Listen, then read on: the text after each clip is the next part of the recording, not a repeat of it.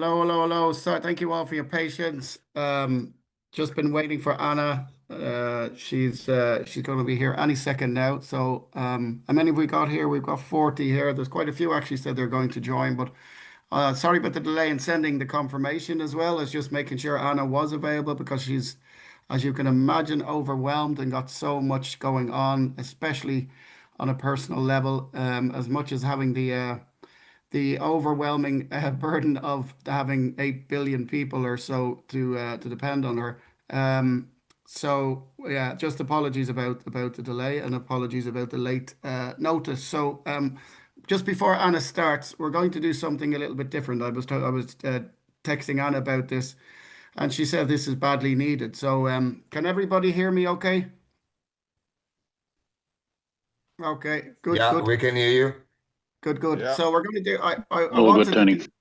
Good, thank you. I wanted to do, yeah, if you don't mind as well, just it's not for ignorance, so just until maybe just I've finished here and then you can unmute when Anna calls just to say hello and all that, but then just to mute your mic. But we're going to do things different. There's a lot of people under a lot of pressure, Anna especially.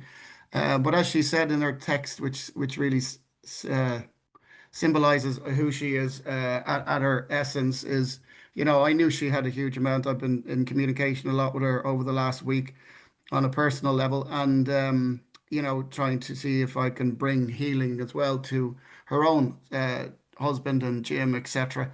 And then I just said, look, I think we can go through the same structure today. We will, everybody that's here within reason, the coordinators initially will get an opportunity as has happened in the last couple of calls. Sorry if anybody didn't get a chance last time, but everybody will get a chance to ask Anna point to her questions. But I think in light of all the struggles and the opposition are really ramping up. I'm not just talking about the corporations. I'm talking about the higher, darker forces. I'm experiencing it on a personal level. And so is Anna, and so are you all probably in your own way. So we're going to when Anna joins, we're going to start with just a couple of videos, short videos I want to show you. And if you just bear with those, they're only a couple. One is an actual TikTok short, and the other is a couple of minutes. I'll just play of a 10 or 12 minute video. I'm going to then ask Anna to elaborate on a response she gave me when I asked her. I said, for a change, Anna, what questions would you like to ask us? So trying to change the I suppose the routine and bring a bit of variation to things, and also get Anna a chance. Instead of absorbing all these questions, which are all very relevant, but actually seeing if we could do something that would be just as mutually beneficial for her as it is for us.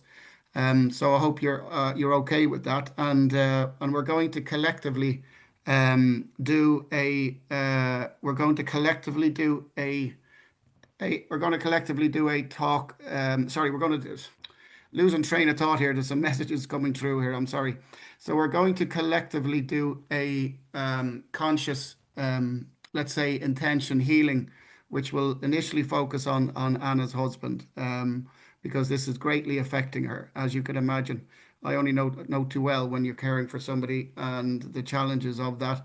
And if they're very close and you've got huge people, a lot of people depending on you outside of that. I have nothing in comparison to Anna in terms of the number of people depending, but I know what she's going through on that level, and I know a lot of people do. So we're going to start, we're going to also do that, and then we'll kick into the questions and answers. But I think everybody needs to start looking at raising our vibration here big time. And the amount of power we have, even with this group here, is unbelievable when people stop and think the collective power we have. So even to bring our consciousness together, and I hope that's a general consensus is in agreement of that. Let me just put you put you on hold. Let me just bear with me one moment and I'll see.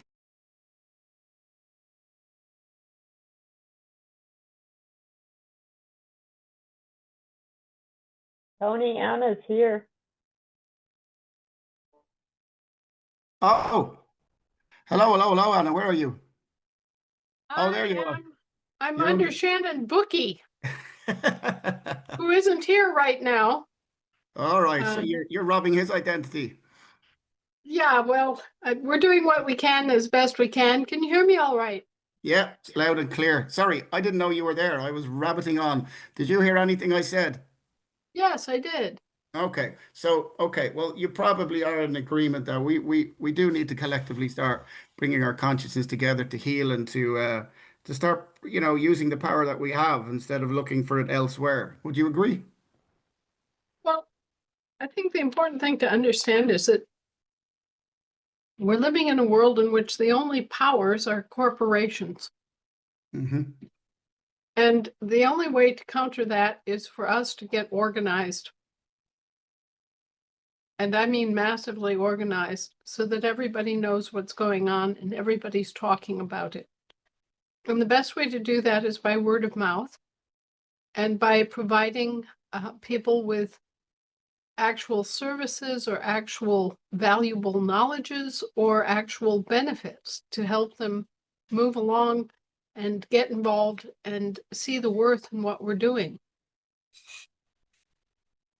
Let me play these. I completely in agreement on it, but let me just play these because I think people do.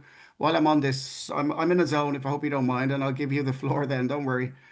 People want to hear you more than myself, but just let me play these videos.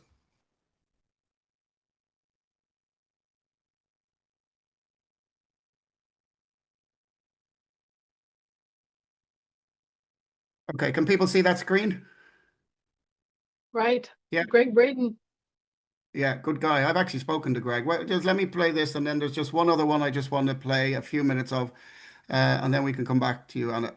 About to give our humanness away to the technology before we even know what it means to be fully human. When we discover the deep truth of what it means to be human and the power within the human cell and within our own divinity, we will feel less need and less drawn to bring that external technology into our bodies because we are the technology. Literally, when I was in the industry, I worked on a project called SDI, Star Wars Defense Initiative. It was back in the 1980s.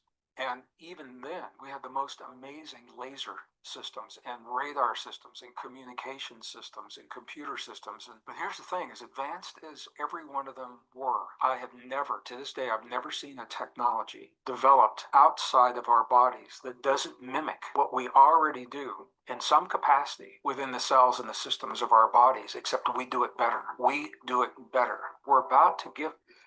Okay, bear with me. Another one, and then we'll come back to you on it.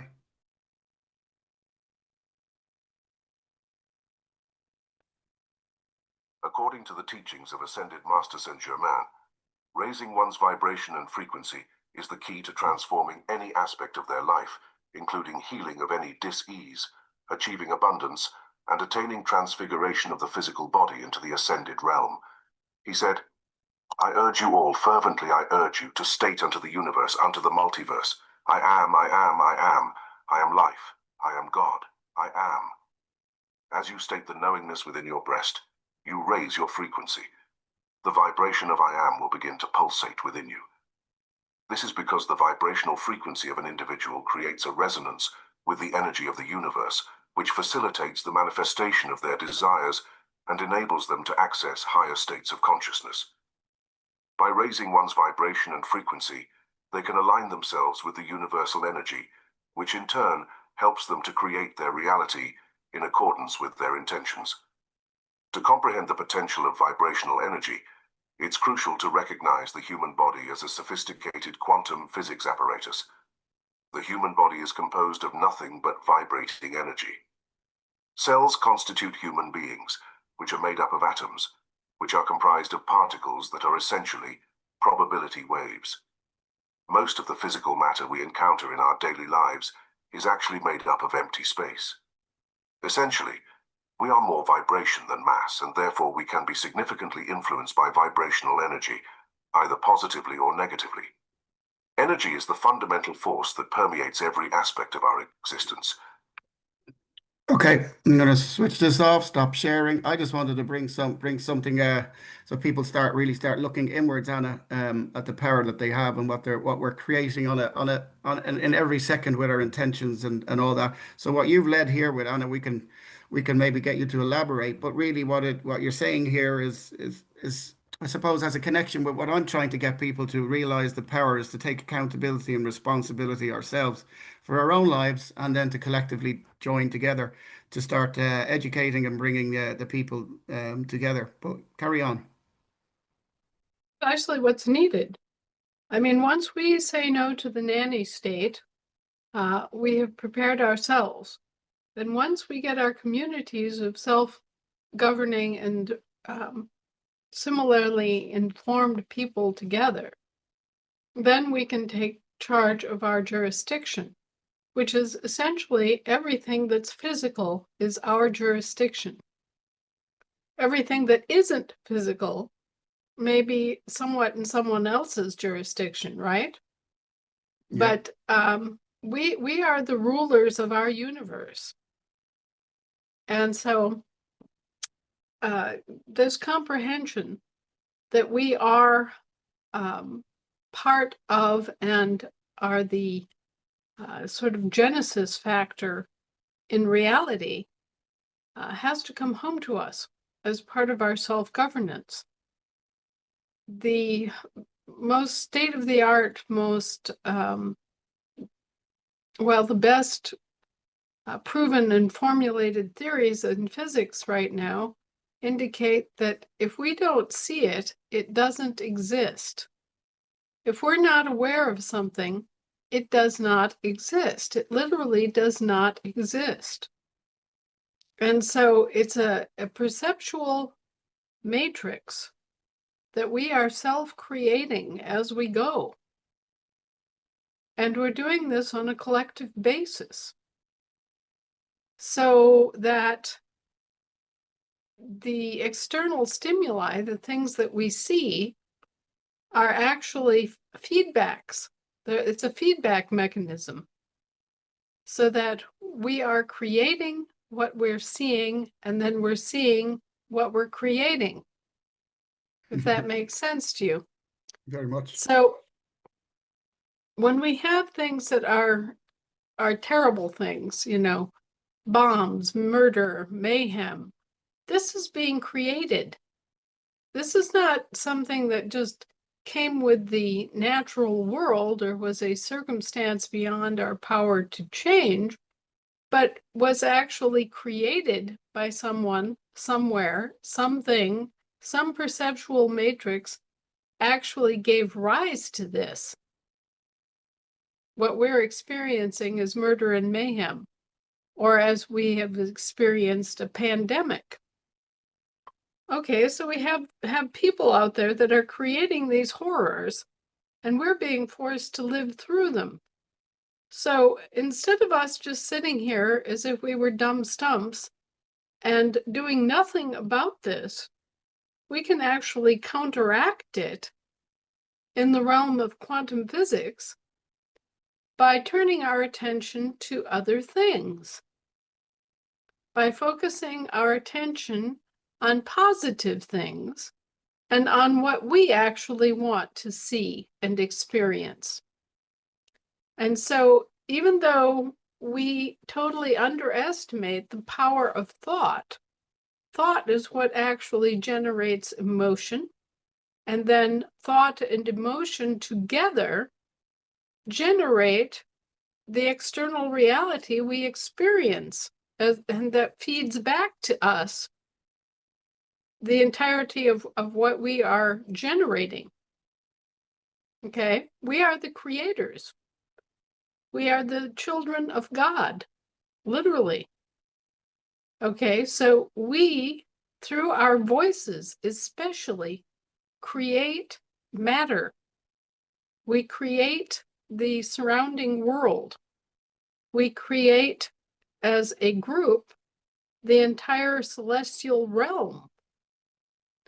So when you think about Earth, think of it as an incubator and training school of the gods. And we are actually the immortal gods experiencing a physical reality. We're here, having entered into a physical body, like you might put on a spacesuit, and we are experiencing sort of the hurly-burly of learning the difference between good and evil, life and death. All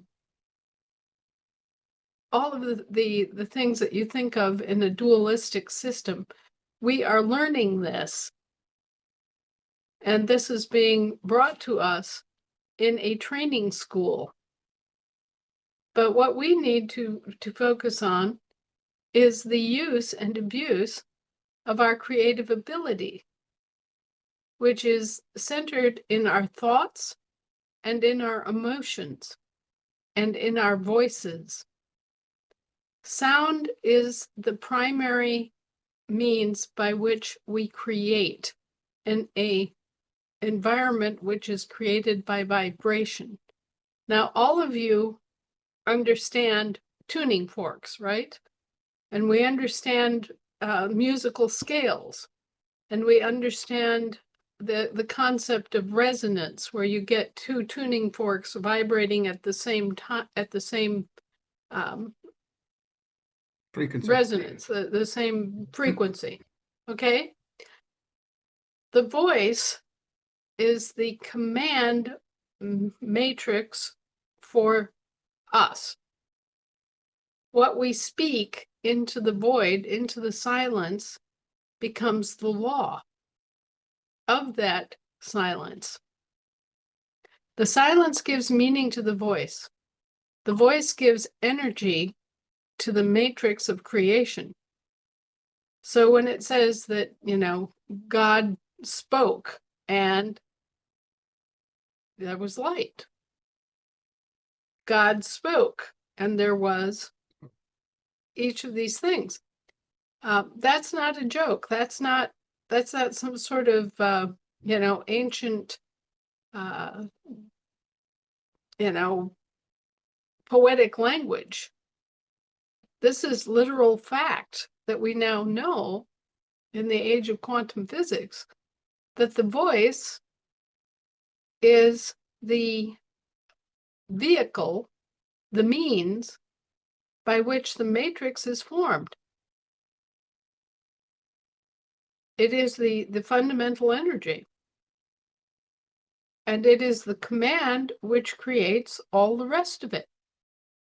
Now, I've often said that if you observe it, out of all the questions that there may be, how, what, when, where, who, by what means, all the different questions that you can ask, there's really only one question that we as beings are fundamentally best suited to answer. And that question is what? What do you want? We're not so good at figuring out how something is supposed to be done. We're not very good at being able to always enunciate why something should be. All the other questions are difficult, if not impossible, for us to answer. But the one thing that we can determine with great precision and with great vision is exactly what we want. So if we want peace, we can envision what peace would be like in our lives. If we want security, we can envision what security would be like and how it would feel in our lives. We can determine what a healthy environment would look like. We can center our thoughts. Now, one of the things that we have is a capability that we're unaware of largely, we take it for granted, is our ability to imagine. We have this screen, like a movie screen, inside our heads, and we can imagine anything we want on that movie screen. Right? We can imagine peace. We can imagine a peaceful valley with a flowing stream and sheep along the hillsides munching away on green grass. We can imagine that easily. And yet we don't. Instead, what we are drawn to imagine by the media are scenes of death and destruction. That's what's constantly being flickered across our television screens, right? We're being peppered with grisly, violent images and violent thoughts, and we're being kind of seduced into movie theaters where they immerse us in scenes of violence and crime and explosions and destruction of all sorts. And there's a reason for this.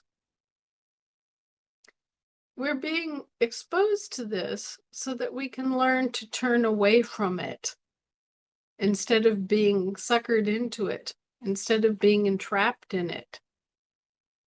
We have to make a conscious choice as to what we're going to concentrate our attention on, what we're going to give our thoughts to, and what we're then going to give our emotions to. Because your feelings follow your thoughts.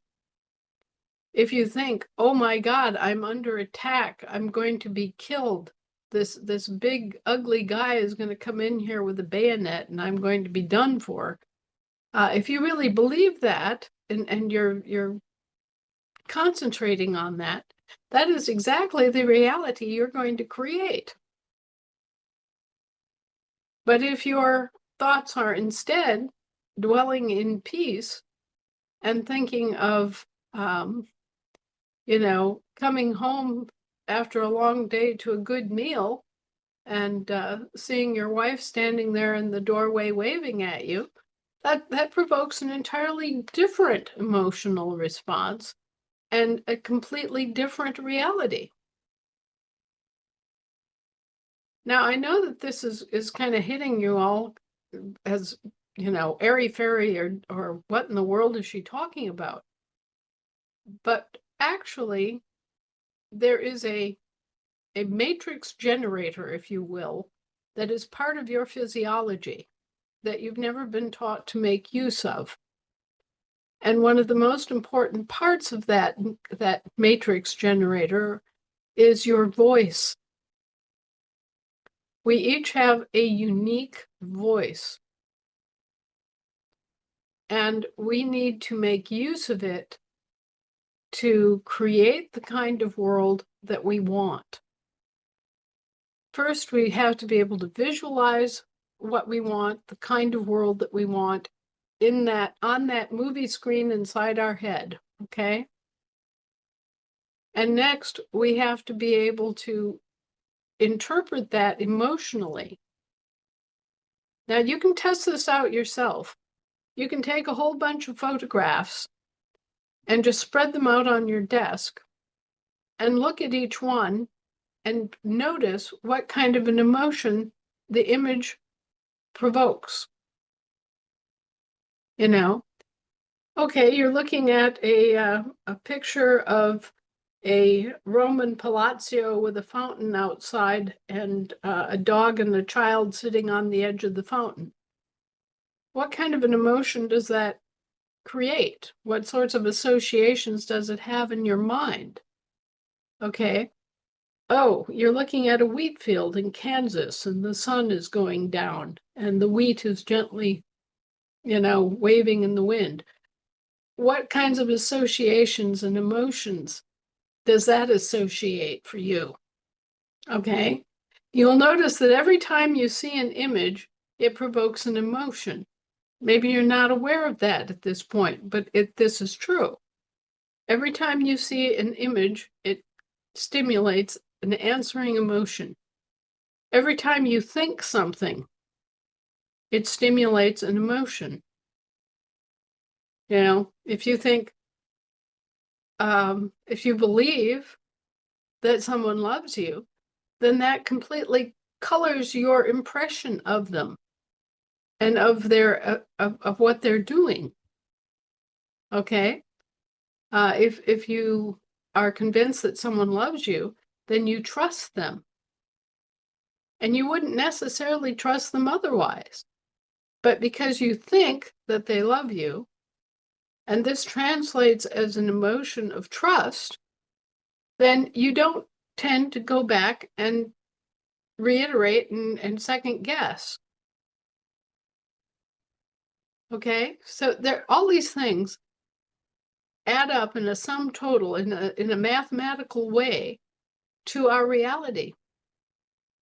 And we can change that reality, both individually and as a group, by becoming aware of this and by using our voice. Because our voice is what generates the reality. You know, we've got kind of the incubator in our head with our ability to envision things. We have the energy, which is the emotion. The emotion is like the electrical current that drives the generator.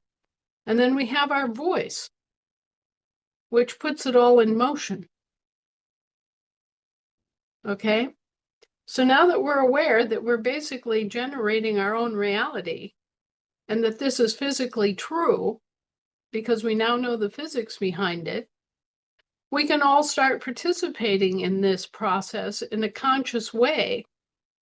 And instead of just kind of drifting along and letting various parties that became aware of this before we did manipulate everything, we can stick our oar in the water and say, no, we're not going to do the nuclear bomb thing today, right?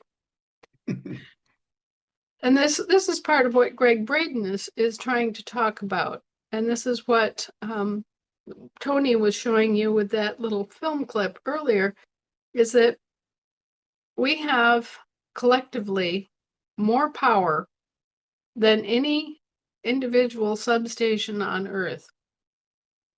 Each one of us controls 33 trillion volts of energy that's expressed in the form, or is expressible in the form of emotion.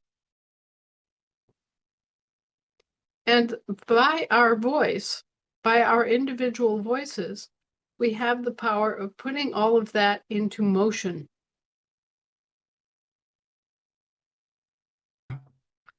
So we need to stop a moment and think about what our powers really are. And then we need to learn how to use those powers to improve our lives and improve the lives of other people and the health of this planet, instead of letting these warmongering psychopaths, these parasites which have infected the earth, to have their way with it. Anna, can I jump in there? By all means. Can we bringing all that together? Then, by the way, that works out at 1,485,000,000 volts just collectively here in this group of electricity. That gives you an idea. So what I wanted to do was I wanted to do something that I believe will show everybody the collective power that we have when we join together, especially with a common goal or a common intention. And consider your a picture of Jim Blow.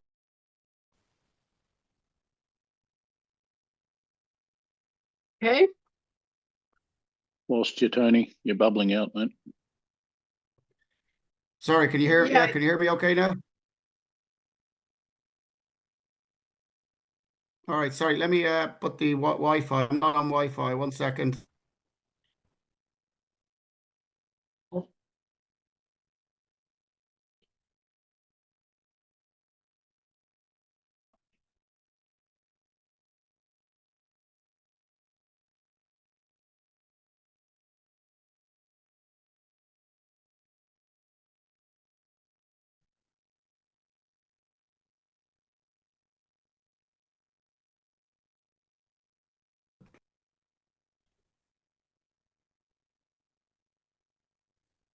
Okay, can everybody hear me now again? Yep. Sorry about that. Internet signal, my apologies. You have a photograph of Jim, Anna? No, not one that I can just grab here, but Okay, I should have asked you earlier on. I forgot to ask you. Okay, not to worry. I wanted to do something collectively here that I believe will help you, and you can tell us about Jim. You've already obviously given me a bit of an update, but everybody has been asking. A lot of people here, even in the chat, are asking how Jim is. But before you give us an update, there's 45 people here. I'm going to ask everybody collectively to what based on what the video clips I've shared, what Anna has just said, in terms of the collective power that we have and how we can bring this into manifestation through our voice and our words. There's 7 words. I know there's a lot of people here believing are Christians and believe in Jesus, and for those that's not, you can just maybe put this in whatever words you want to put this in. But the whole point is collectively bringing this together. So considering Jim and Anna's Jim, that is, that we want to actually help collectively bring our thoughts and our minds together to help Jim to recover and to get back to good health, and which would have a huge benefit to Anna, of course, and to him. So I'm going to ask, I've posted 7 words if you just look in the chat. For those that can't see, I've sent this to you already, Anna. I sent a bit of a variation to you last night and to a few others. These are extremely powerful words. And if you've studied the scriptures, I know Gwen will be very much in alignment with this and others. So I'm going to ask you all to read those. So, and just these words: in Jesus' name, it is done now. So what Anna is talking about is so true, and we can actually manifest, because what I believe, and these words prove it, what I believe is everything is already there for us. As Anna says, if it doesn't, we don't see it, doesn't exist. But we can actually make it exist, and we can see it. So we're going to collectively ask everybody to repeat those words in a moment. In Jesus' name, it is done now. But first, I just ask everybody to close their eyes just for a moment, for about 30 seconds in a minute, and just to visualize Jim. Obviously, a lot of people hasn't seen Jim. I've actually I had a photograph here, but I couldn't find it. So that's why I was asking if you have one, but not to worry. We're just the name, James and Jim. We're just going to focus on Jim and just visualize and just send our love and thoughts to Jim to help him to heal and get back to good condition. So if you just give this a moment, please. And then I'm going to ask everybody to repeat those 7 words. Tony, Yes, even though they don't have an image of Jim, my Jim, in their minds, yes, they can ping off of me because I'm connected to him, yes. Very just true. like a transponder, so that they can feel him through me, Okay. from my presence here.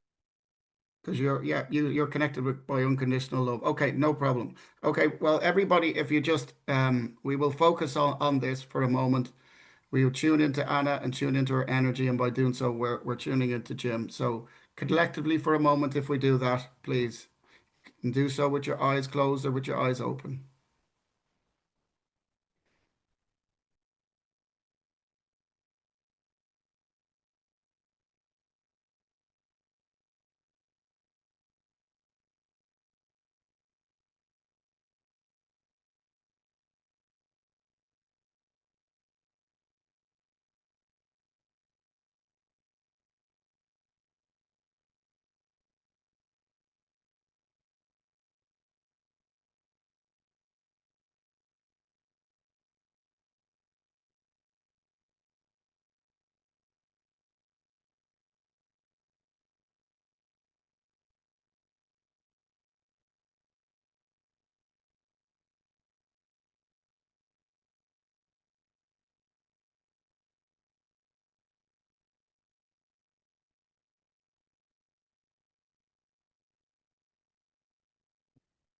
Okay, wow. Now, what I'm going to ask everybody to do is to repeat those words. You can either do it with your mic mute or not.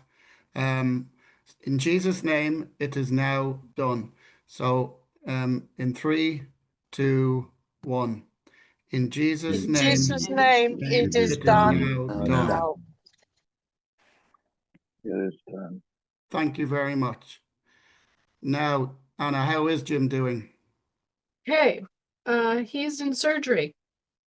Okay. They are cleaning up the infection that was in his prior surgery. They're cleaning that up today. I have to tell you that something amazing had happened to him over the weekend. And those of you who are familiar with the Lord of the Rings movie, the scene where King Theoden comes back to life and stops listening to Wormtongue, and Yes. suddenly he goes from being very old and decrepit and gray, and he gets his color back, and you know, his eyes come back to life. That's happened to Jim. Wow. He looks better now than he has for 2 years. Oh my goodness. And he's speaking clearly. He's speaking in full sentences. So there's already a miracle at work for him. That's amazing. Right. And it was bad magic that was holding him in that very limited and decaying and in the possession of a bad belief, actually. Okay. And so just in what we've been able to do on a very limited scale has already had that effect of, you know, transforming his appearance and his attitude and enlivening his ability to speak. So I was able to talk to him and have a full normal conversation with him for the first time in 2 years yesterday. Fantastic. Wow. That is already miraculous. So well, this collective energy that we've got together is only going to speed up his recovery. Is how long do you expect him to be in kind of post-surgical stage? Oh, it may take a couple of weeks, according to the doctor. Okay. It was a serious infection. It was an infection from an unlikely source that they just discovered. So it may take a little bit for him to get back on his feet and able to do things again. But I think the important message here is that the same process applies to each and every one of us. And we can each develop our skills and the strength of our minds and the acuity of our emotions and the use of our voice to create these miracles on earth. And so it's coming to pass what Jesus said in the New Testament, that there would be those who would come after him who would have the ability and would create even greater miracles. That's here, that's now, that's us, who are finally coming to understand our power and being able to choose miracles and create miracles by creating the matrix, by generating the thought, emotion, energy, and the vibrational matrix that then feeds back to us what our reality is or becomes. We're simply doing white magic as what it's called, as opposed to black magic. Black magic is about distortion, manipulation, poisoning, distorting, misrepresenting, lying, substituting, impersonating, all these other things that are ugly, violent, thieving, nastiness, all of that. But we have the capability of envisioning truth and peace and comfort and health and joy and beauty. And so that's our job, is to envision all that is good and right in the world, to, let our minds and our emotions dwell on what is good and right and true and beautiful. And when we do that, especially when we do it as a group, if you can get, more than a couple people together and all envisioning something, then it becomes reality in the blink of an eye. It doesn't take that many of us to make world-shattering changes.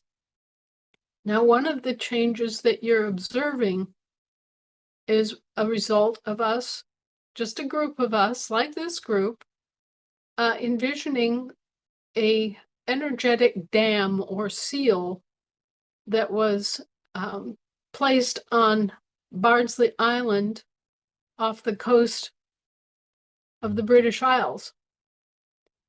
And that seal, that energetic seal, was messing with a ley line, and it was interfering with the free flow of energy in the Earth's electromagnetic grid. It had done this for generations. And what it was doing, it was creating an energetic dam that was withholding energy that should have gone to Africa and pooling it up around Britain. And you can go back in our discussions on my website, and you will find where we, as a collective enterprise, as a group of people, I asked everybody to become aware of that particular seal, that dam in the energy grid, and to wash it away in our thinking, to imagine that seal being gradually erased. And at a certain point, I realized that the energy flow in that ley line had been restored. And so I told everybody, okay, well, we did it. The Bardsley Island energy block is gone.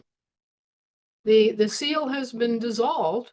And so now Africa will start receiving all of the energy that was withheld from it all these many generations. Fantastic. Well, and now you see that new leadership has risen in Africa. You see that Africa has joined together as a continent, as a coalition of many governments in Africa, and they're taking a stand against Netanyahu and the genocide in Gaza. So in a very short time after that seal was released, and the energy started to flow to Africa as God intended, as the creator of this planet intended, that all would have the energy they needed. As soon as that happened, look what's going on in Africa. The countries are uniting. The people are standing up for themselves. This has happened as a direct result of work that we undertook a couple of years ago. And whether people know it or not, it is not the point. We know it. We know what we did with what intention, and now we get to sit back and see the results of our release of that energy.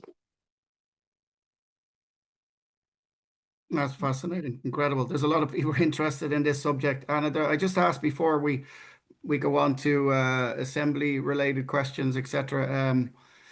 If anybody had any particular comments or questions just in relation to this most fundamental subject, which ultimately, without us understanding the power we have and collective power we have, we're giving our power away no matter what. Dorothea, you've got a question in relation to this, and then we'll move on to the coordinators' questions, related questions. Yes, hi everybody. I don't have like a question. I just want to add to this. This is something that we all need to try and practice in your own heart, is because we are so equipped and we are so powerfully created. If everyone just realizes it, take time to go and reconnect. Like Anna just said about the ley line, that thing was really opened up for Africa. That ley line was blocked off. And now that it is opened up, there is shifting happening all across, not just here in Southern Africa, but there are people right across that things are happening in their parts of world. Why? Because they are spiritually in tune to being transformed. It's like evolving into a higher you. You need to understand who you are and how powerfully God has created you, to understand the frequency that's within you. Some of us don't even believe it because the frequency that's within you is part of the chakra, some religions will call it, that gives off frequency that runs and connects with sound, because everything runs in sound, energy. We are a light being and we need to recharge constantly. And how do we do that? We need to be connected to Earth. We need to be connected to God. We can't recharge on our own. That is how it works. We are light beings here with a purpose that's planted within you to be able to live it out. You were not just put in here and tra-la-la. You were put it here because of a purpose. You have something within you that needs to be fulfilled in this galaxy or lifetime that you're in now. And you will transcend and evolve into the higher dimensions that we need to go to. We can't stay in third dimension because it's the physical scene stuff that's keeping us trapped here. And if we vibrate in a low frequency, which is all these evil thoughts that's keeping us down, you can't evolve. Because the higher frequencies we're looking at is love, happiness, gratitude, authenticness. Find your true essence of who you are, and then you will understand what is happening. But those of us that are stuck in hurting one another, gossiping, and threatening, and all this evil, you're going to struggle to transcend into that frequency. And that's why it's so important not to just focus on your other stuff around you, like I have to say, but focus on who you need to be a better you, to be able to assist your people. You can't assist them if you haven't found yourself. And that is what I have been trying, is focus on what I need to do. Focus on who you are. Focus on your purpose with God, where He lives, so that you can get to the higher part of who you are. That is just what I wanted to add. Thank you so much, Anna, for sharing this. I appreciate you from my heart. This is the part that every freaking person in the assembly needed to hear, is to understand we are light beings. We are here to fulfill, and we need to work on our inner being to come to where we need to go.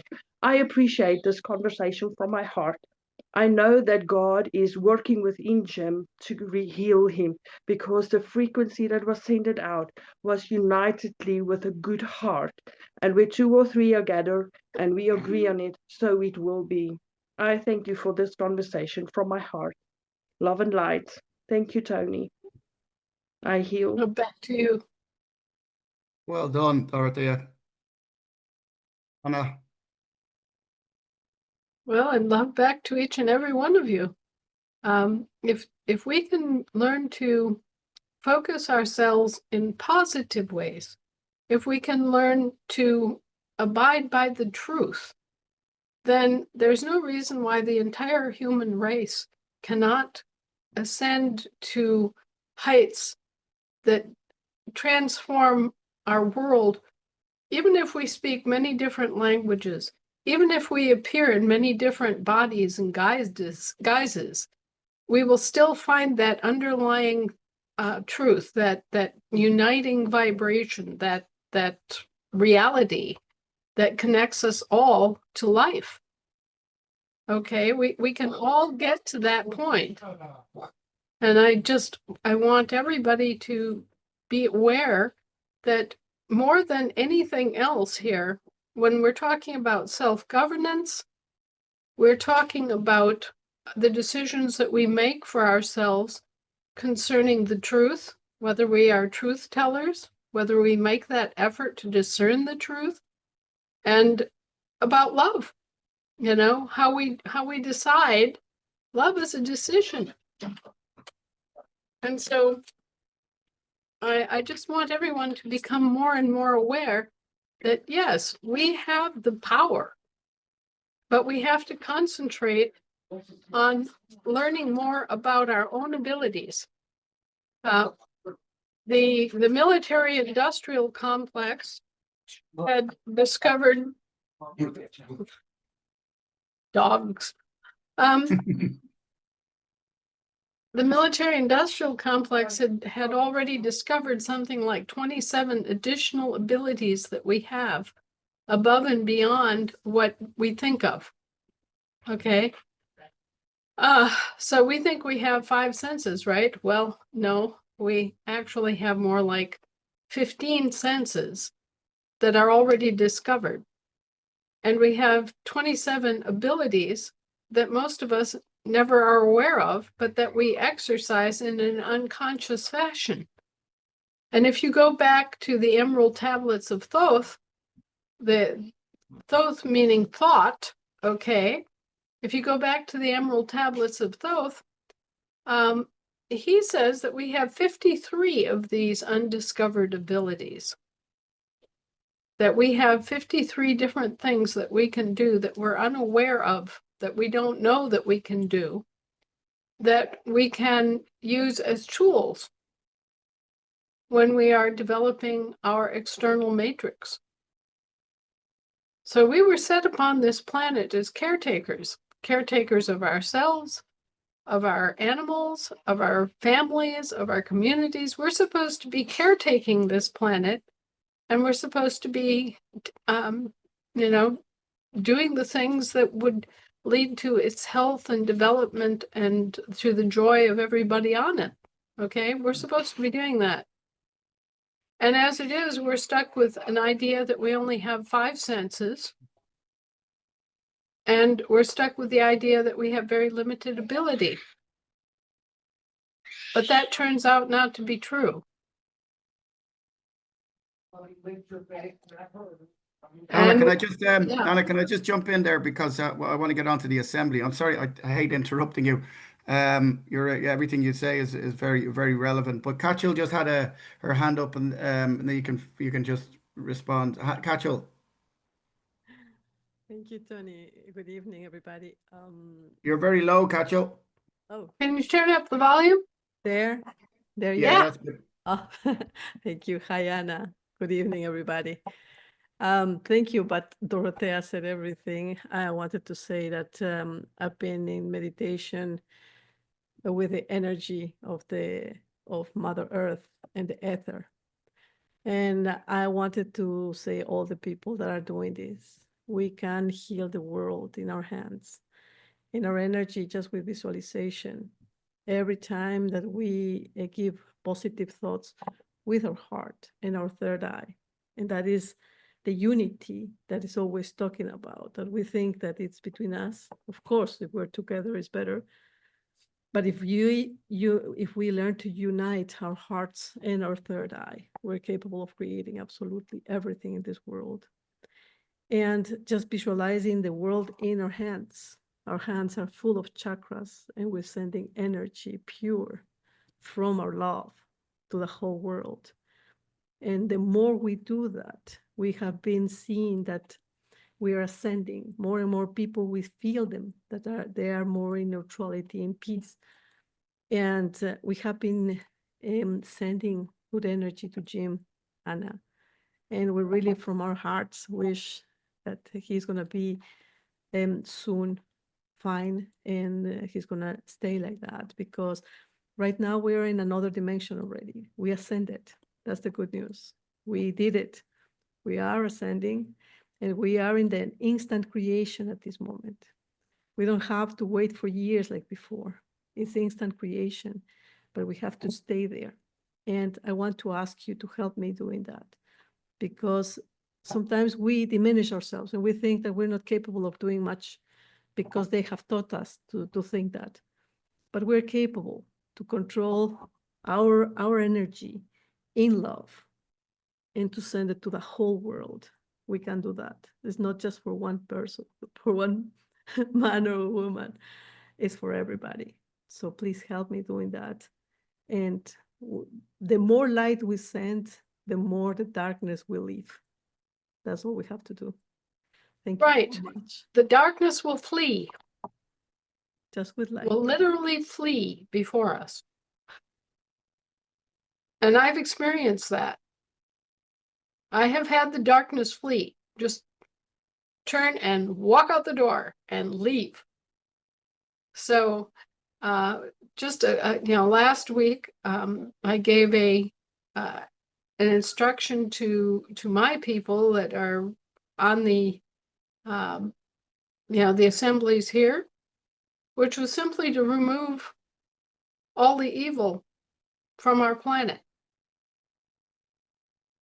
And just, in a week, amazing things have happened. Movements have been made and at an international level. Entire governments have shifted. I mean, all of a sudden, we're seeing all of Africa standing up to Netanyahu. We're seeing the Norway Sovereign Fund cutting all of its ties to Israel. The Norwegian Sovereign Fund, which is the largest such sovereign fund on earth, they took all their oil money and put it in the sovereign fund and then invested and grew it.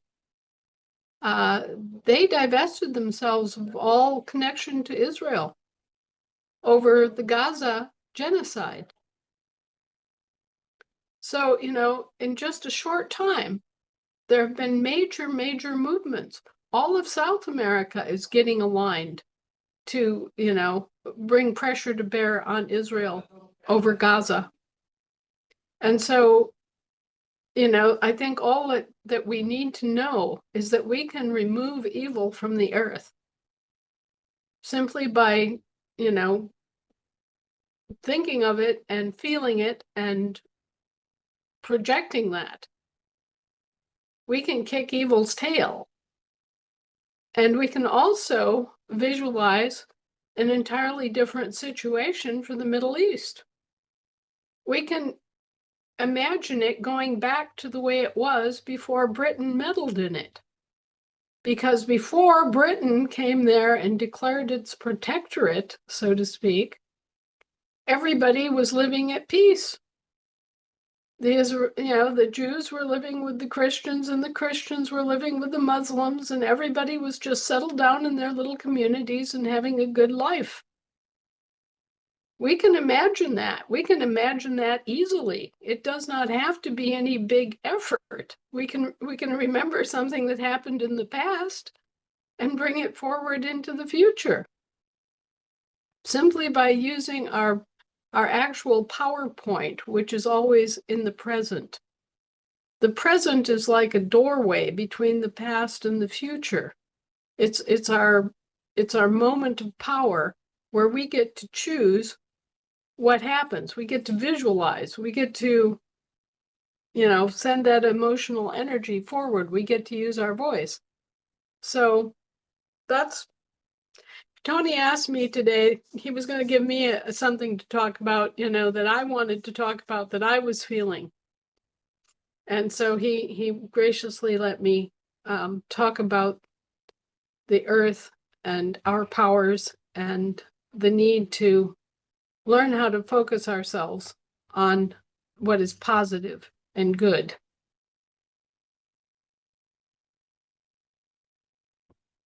Well, you've done that. I love the energy and the vibration in this. I hope everybody is feeling it. It's incredible. I just have just some comments before we move on. I know we have to get back to the nitty gritty, so the rat race, as you like to call it. Danielle as I know this for a fact, so I want to let people know. Danielle has said there is a really good book called The Tongue, as in the tongue, Tongue, a creative force. It shows in scripture exactly this topic. You were talking about the power of the voice, the word, and how that brings brings our thoughts and emotions into reality, and how we can bring that through our words. She says that we can create the change we want to see. We are God's children. It was written by a pastor or / farmer. So please take note of this. I know because I've read some of this. It is incredible. Called The Tongue. What is it called? That Tongue, a creative force. So please take note of that. Just something else. I'm sorry I haven't got through them all. Dolores asked, does Jim like dancing? He used to. Yes. The Fantastic. reason, Anna, the reason I asked that question is because when we were praying for him, I couldn't stop laughing and laughing because I could see him grabbing you and dancing on the kitchen floor. This is why I had to ask you this question. So it was giving me so much joy to see both of you dancing while we were praying for him. He loves to dance. He loves to sing. He loves to tell jokes. He's a very happy guy in his nature. He's not frivolous. He's not a playboy type character, but he's joyous. So he's a rare combination of serious-minded, and yet he doesn't take himself so seriously. He's not prideful at all. So we'll see that happen then. You have to report back when he's dancing. well, I'll certainly try to catch him at an when he's not defending against being captured on film. He Well, doesn't like having his picture taken. I reckon when the time is right, we'll all get together over there, Anna, and we'll go for an Irish jig. Yeah, that'll really test him. Joy said, I've practiced the healing work explained by Lynn and MacTaggart, the power of 8. Maybe you know about that, Anna. Once you have 8 together, my eyesight's getting worse. You can send distant healing. She's into Reiki and studying physics and all that. Mike in New Zealand has said Neville Goddard has authored some powerful material on manifestation. So we have to get on, Anna, with some assembly questions, if you don't mind. If anything, if everyone's all right with that. So hands up, please, who has and what I was actually one of the things I wanted to do because of this, there's a lot of struggles and all that, and we know that there's difficult questions to ask. But has anybody got any good news to share regarding since we last communicated, or that they never got a chance last week about their own respective assemblies? Please jump in if you do. That'll put the Hi, cat in. Tony. Hi, who's that? Tamara. Who's that? Tamara, England. Oh, hey, Tamara, go ahead. Yes. Yes, good news. Middlesex came into session. My county came into session on the 9th of August, and it was a very beautiful event.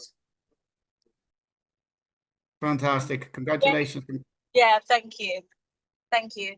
So I think that's the eighth county now on England, and we're looking at more counties coming into session in England, sorry. Well done, Kachel. Yes. Well, in Germany, we finally received the famous book of natural law that here in Germany was nowhere to find, the real one. Finally, yesterday arrived, and we are running to do all the documents to finish them. And this week we're conveying and reconveying the people like crazy. We're ready now, and we're very happy to celebrate that.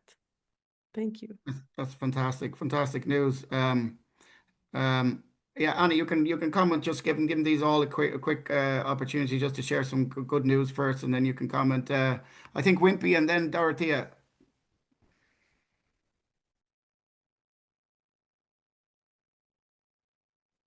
Go on, Wimpy. You can't hear you. Clock is ticking. You're going to lose your slot. He's normally has a problem with his band, his with band. Okay. Because I think he's on the farm, so he doesn't sometimes send me a message. So if he's not able to get to speak, then it must be a problem with his with band. Well, maybe ask him to text you then. Yeah, while you're doing that, Raleigh, Dorothy, or Dolores, sorry. Told you my eyesight's bad.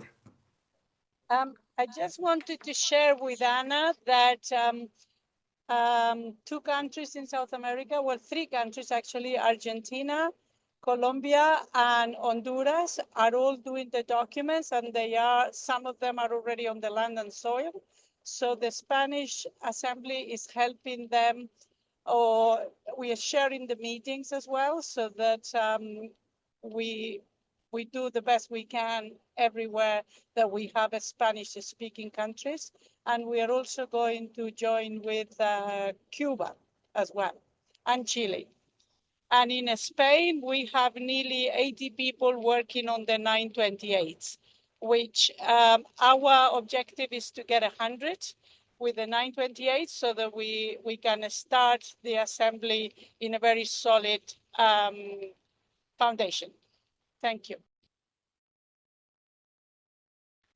Thank you, Dolores. I'll just wait for Anna to jump in there.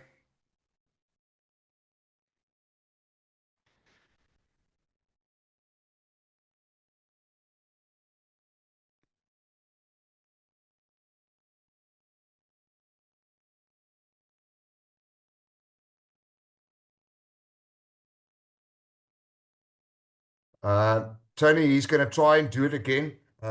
He just sent me a message now. If it gets stuck, then he'll probably send me another message. So hopefully he will be able to get through. I yield. No problem. Thanks, Raleigh. I'll just wait for Anna there.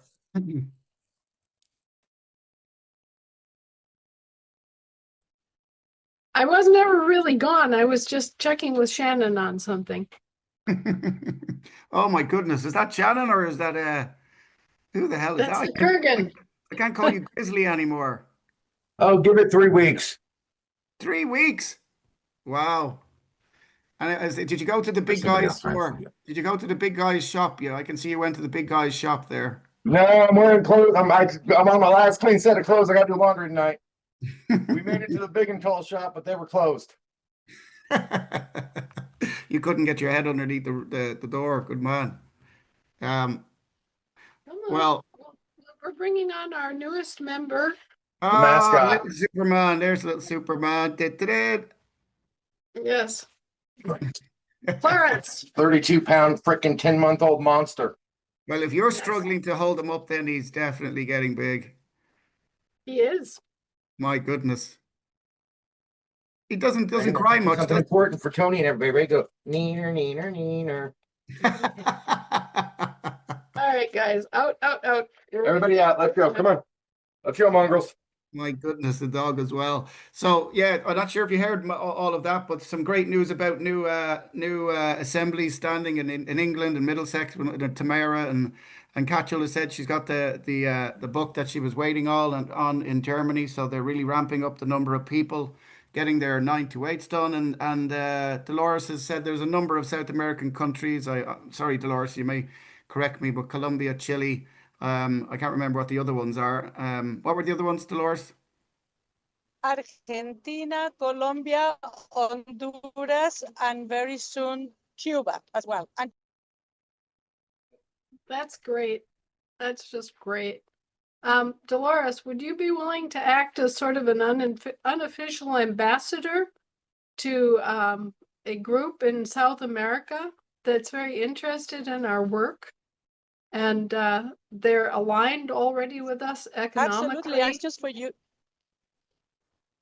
Okay. Yeah, I'm happy to help in any way. And I was actually going to ask you if you would be okay for all this. You're breaking up there, Dolores. Federation or a confederation, some. Sorry, Sure. I'm in a car, so it's. Yeah, you might have to repeat that, Dolores. Send me an email. I was to ask you. Okay, I will. About South America, I will. Okay. We've got Catull is from South America, aren't you, Catull? Yes, I'm Ecuadorian. Oh. Okay.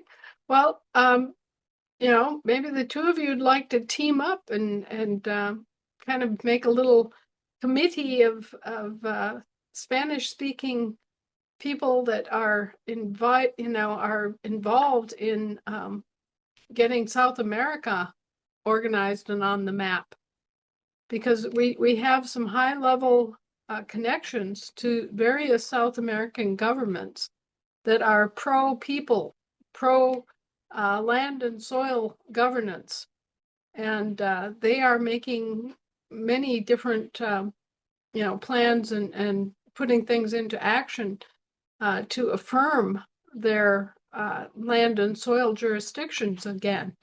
So I'd like some people to kind of be there to represent our movement, so to speak, on a worldwide basis, but especially the Spanish-speaking people that are intent on getting back on the land and having a lawful government.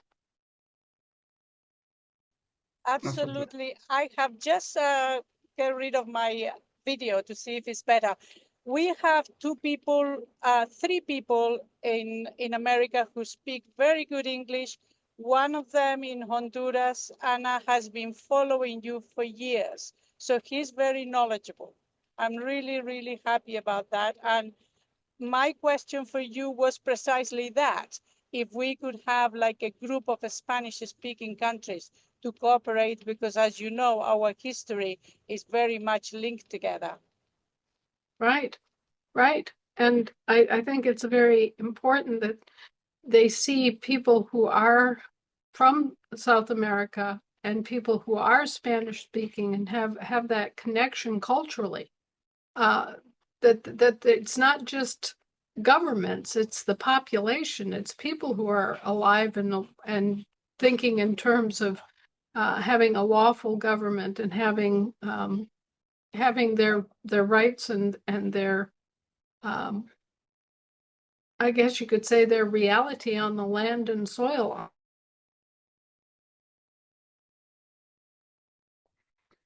I know you're frozen.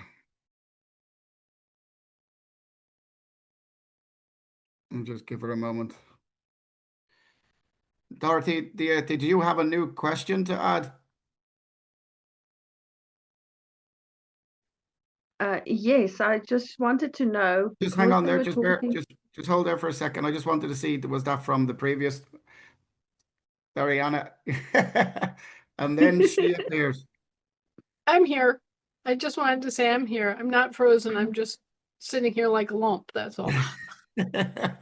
We were hearing. Sorry, I just wasn't sure if Dorothea had her hand up from before or now. But now. Go ahead, Dorothea. Sorry, Anna. No, I just wanted to ask, like they were talking about the Spanish people.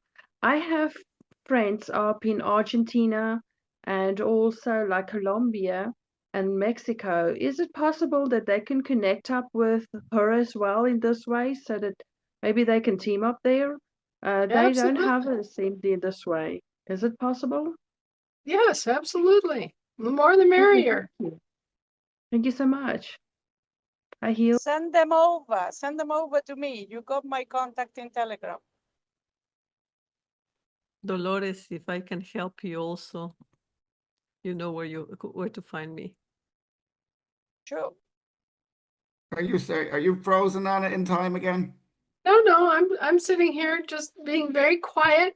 I had some good information, some good things to share. Go ahead. The ID numbers that are on our state credentials are now being accepted. Oh, so wow. The police or all the other people that may ask you for an ID, they're now being accepted internationally. They will first ask you for a driver's license, but if you say this is my ID and this is what I prefer to use, then they'll enter it into the system and it will pop up and there you'll be. So that's good. That's good news. Amazing news. And then some other good news. Mookie, maybe you would like to explain what happened this week with your question. I had so many questions there, Anna. Which question did you have in mind? The one that you sent me urgently that we got handled rather promptly this past week. I I've got a few urgent questions pending. Uh-oh. Let's go over those Please, then. We'll find it. so please, yeah, remind me, and yeah, I'll go in detail. Go on, Mookie. What questions do you have? Okay, so I've got questions on the indemnity bond. It caught me off guard here. Yeah, indemnity bond for our insurance. We've been told that we don't have any indemnity outside of America, and what we have to do with that. And we have massive advancements with the International Assembly website. We've got a fantastic team that have come together. They're bringing a whole new array of software to the point where our web developer wants to rebuild all our websites to the same as what we're standard that we're going to build the international website. So that's good news. But yeah, I guess the one pressing question would be for us for the indemnity bond, and yeah, I could leave it at that for now. Yeah, well, anyone can establish an indemnity bond, pretty much as we did it, and you can lodge it with the U.S. Treasury 1789 as a foreign sovereign. And all of this stuff is because we're in a foreign jurisdiction with respect to them, and because we are sovereign beings, we need to realize that in their system of things, we are foreign sovereigns. And what I did was to act as a foreign sovereign to establish the indemnity bond for all of America and Americans and the American states by exercising the national debt that the incorporated entities had been tooting and acknowledging. So basically, wherever you see a publication of national debt, like in your case, Mookie, you would look up the national debt for Australia, right? Yeah. And then you would use that, you would claim that debt as the basis of your credit and apply it to an indemnity bond to guarantee your exemption from all charges. Yeah, you have to think about this in terms of their debt is our credit. Okay? And so, and our credit is valid because it was based on actual goods and services delivered in response to an IOU. So their debt is pure debt, and our credit is pure actual asset-based credit. Because our labor is an asset, our performance is an asset, our time on earth is an asset that belongs to us, right? And when we have given our service and our material commodities in exchange for an IOU, that is pure credit. It is asset-backed credit. So anyway, you would look at the national debt for Australia, and you would claim that entire amount as your credit, as I did on the indemnity bond that I lodged with the U.S. Treasury. And since all of these different corporations are subsets or franchises of these parent corporations in this country, you can also lodge your national indemnity bonds with the U.S. Treasury. So then, you know, you go through and you claim all of the indebtedness of Australia, capital letters, Inc., and all the indebtedness of Australia Incorporated, upper and lowercase, and you apply it as an indemnity bond benefiting Terra Australis and the living people who have hands and feet and in whom the blood flows and the flesh grows, right? Use that very specific kind of language that describes a living man or woman and can't be misinterpreted as being another corporate franchise of some kind. They've developed all sorts of different persons for us. They even call us, the Department of Transportation calls us special purpose vehicles. How do you like that? We're SPVs.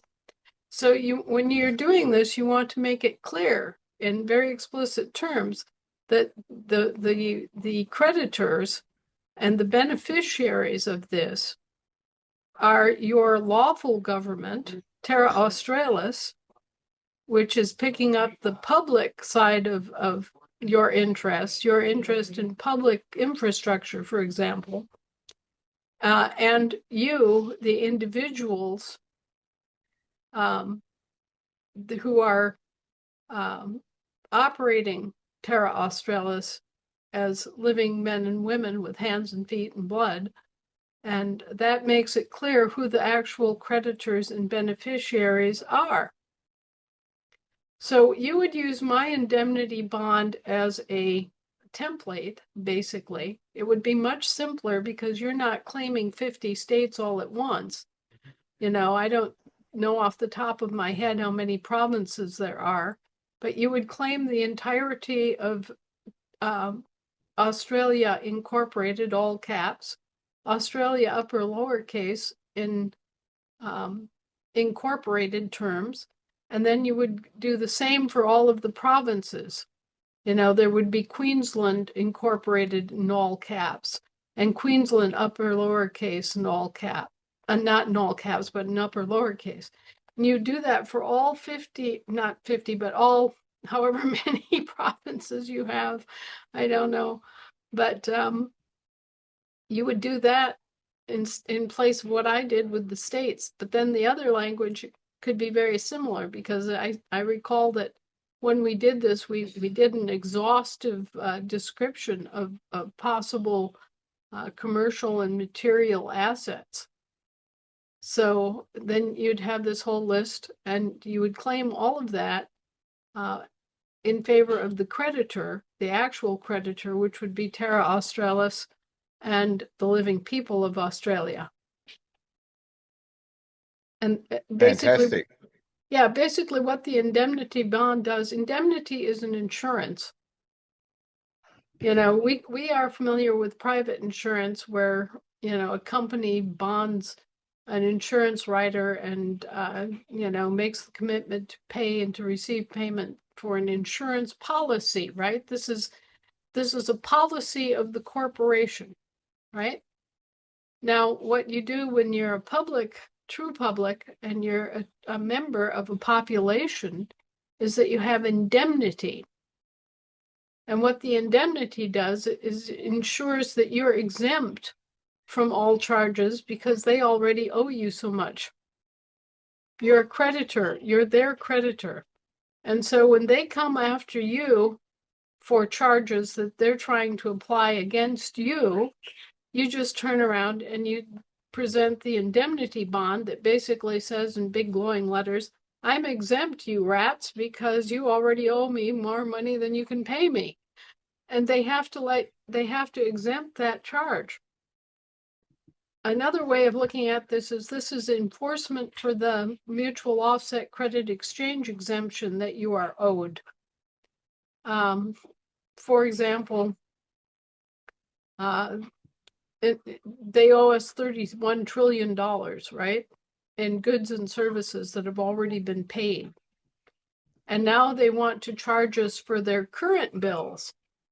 They want to charge us another, you know, 1.2 trillion for defense, and they want to charge us another additional 60 billion for this and 40 billion for that. Well, we individually have the right to be exempt. So if they want to charge us for a mortgage, for example, we don't actually owe that mortgage. That mortgage is owed by their corporation as a result of their corporation having placed our land into a state trust. Well, they should be paying us for that. And they should be sharing the profit off that state trust, but they're not. They're trying to pretend that we're dead, whereabouts unknown. Well, then we turn around, we file the indemnity bond, and when they come to sue us for that mortgage, we just turn around and give them the indemnity bond and basically say, well, let's see, I owe you $278 as a mortgage payment for 12 months. And you owe me, well, let's see, $60 trillion. I think I'm going to exempt myself from that mortgage payment and take it as credit that you owe me. You see the value Makes in sense. this? Makes sense Yeah. to me. So this is a way that we have of basically enforcing an agreement that's already on the books, which guarantees us the right to be exempt via a mutual offset credit exchange exemption, and the indemnity bond becomes the actual vehicle or means by which we enforce our exemption. Fantastic. If I could just slip another one in quickly, because I know the Africans really want an answer on this as well, so we could kill two birds with one stone. I presume that you're familiar with the Clausula rebus sextantibus. I used it about a decade ago before I reconveyed. Do you think it'd be wise for us to use it with our original land stewards here on this country that haven't been in contract but are getting harassment? That we've got as you know, we went up to Darwin. We had the Larrakia people there. The Larrakia meaning 1600 mobs. We prefer to call them mobs than tribes. That's the term that they use, and I like to use that. So they have 1600 mobs that they want to reconvey. Their spiritual elder is Uncle Juma, as I've told you. Would we be wise to start him off with the Clausula rebus sextantibus as well as the reconveyance, so it's totally clear that he wants nothing to do with the name or anything affiliated with it, or just straight into a reconveyance? Would you suggest? I yield. Well, I understand what they're trying to do.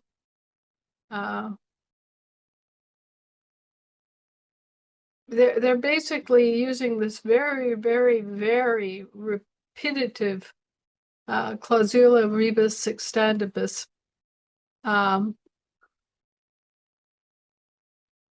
to repeat and repeat and repeat in many different layers. And this one that you have here is a different version than the one that I have seen. So this is the Clausula rebus sextantibus is just a name for a kind of document. And this one is obviously being applied to specifically the birth certificate fraud. So this is something that Kate has come up with since the original that I saw. And I'm not really competent to comment on something new, okay? So Clausula rebus sextantibus is like saying constitution or covenant of contract, or so there are potentially many of these things out floating around. I'd like the opportunity to read this, Muhi, and then I will comment on it specifically. But generally speaking, when you are using Latin, you're talking about something that's occurring in the air jurisdiction. And we're probably better off, for example, using the actual translation in English.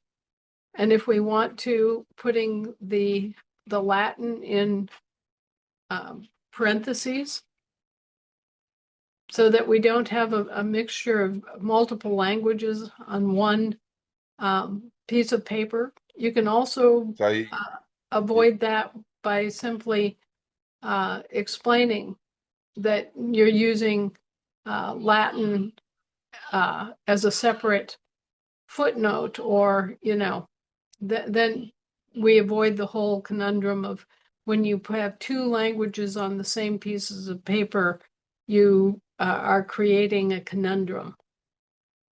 When I usually use Latin maxims, I'll put it in italics to slide it off the page. Yeah, just, make it clear, and here for the benefit of the reader is the original Latin, or here for the benefit of the reader is the English translation from Latin. That makes it clear what you're doing, and it avoids any complaint on the part of the recipients that the entire document has been rendered gibberish because there's content that they can't read. Okay. Yeah. Yeah. So Because I would. Sorry.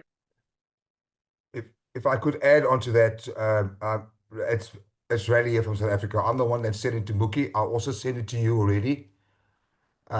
Kate of Gaia, he did this about 2.5 years ago. And then he also, a second part of the document, he used the motu proprio to inform all the various departments, okay, slipping washed hands and that. I just want to show you what he did here at the bottom here. Let's just go to this. A couple of pages, but then he says, did you know that you're a criminal? And then he went to the police, the army, all the various corporations. So I wanted to know, that's why I posted to Mookie last night, and thank you, Mookie, for that. I did send it to you. I did put in capital letters the birth certificate fraud. The reason why I'm asking your opinion is because we would like to use it in the court, okay? But also, I actually thought of maybe also using as part of the 9 to 8 documentation, because it gives a clear indication as to why we're actually doing the documentation. And if you continue to do what you're doing, you are then complicit in criminal conspiracy. I yield.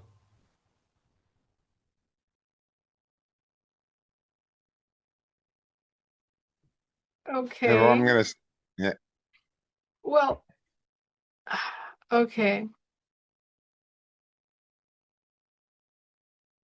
So if Okay, you could read a it. birth certificate is a clearinghouse certificate for your information.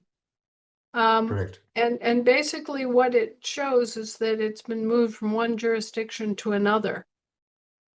It shows that it's been moved from an American vessel to a British territorial vessel, and then the second birth certificate shows it's been moved from a British territorial vessel to a municipal vessel. And in each case, the vessel is a corporation.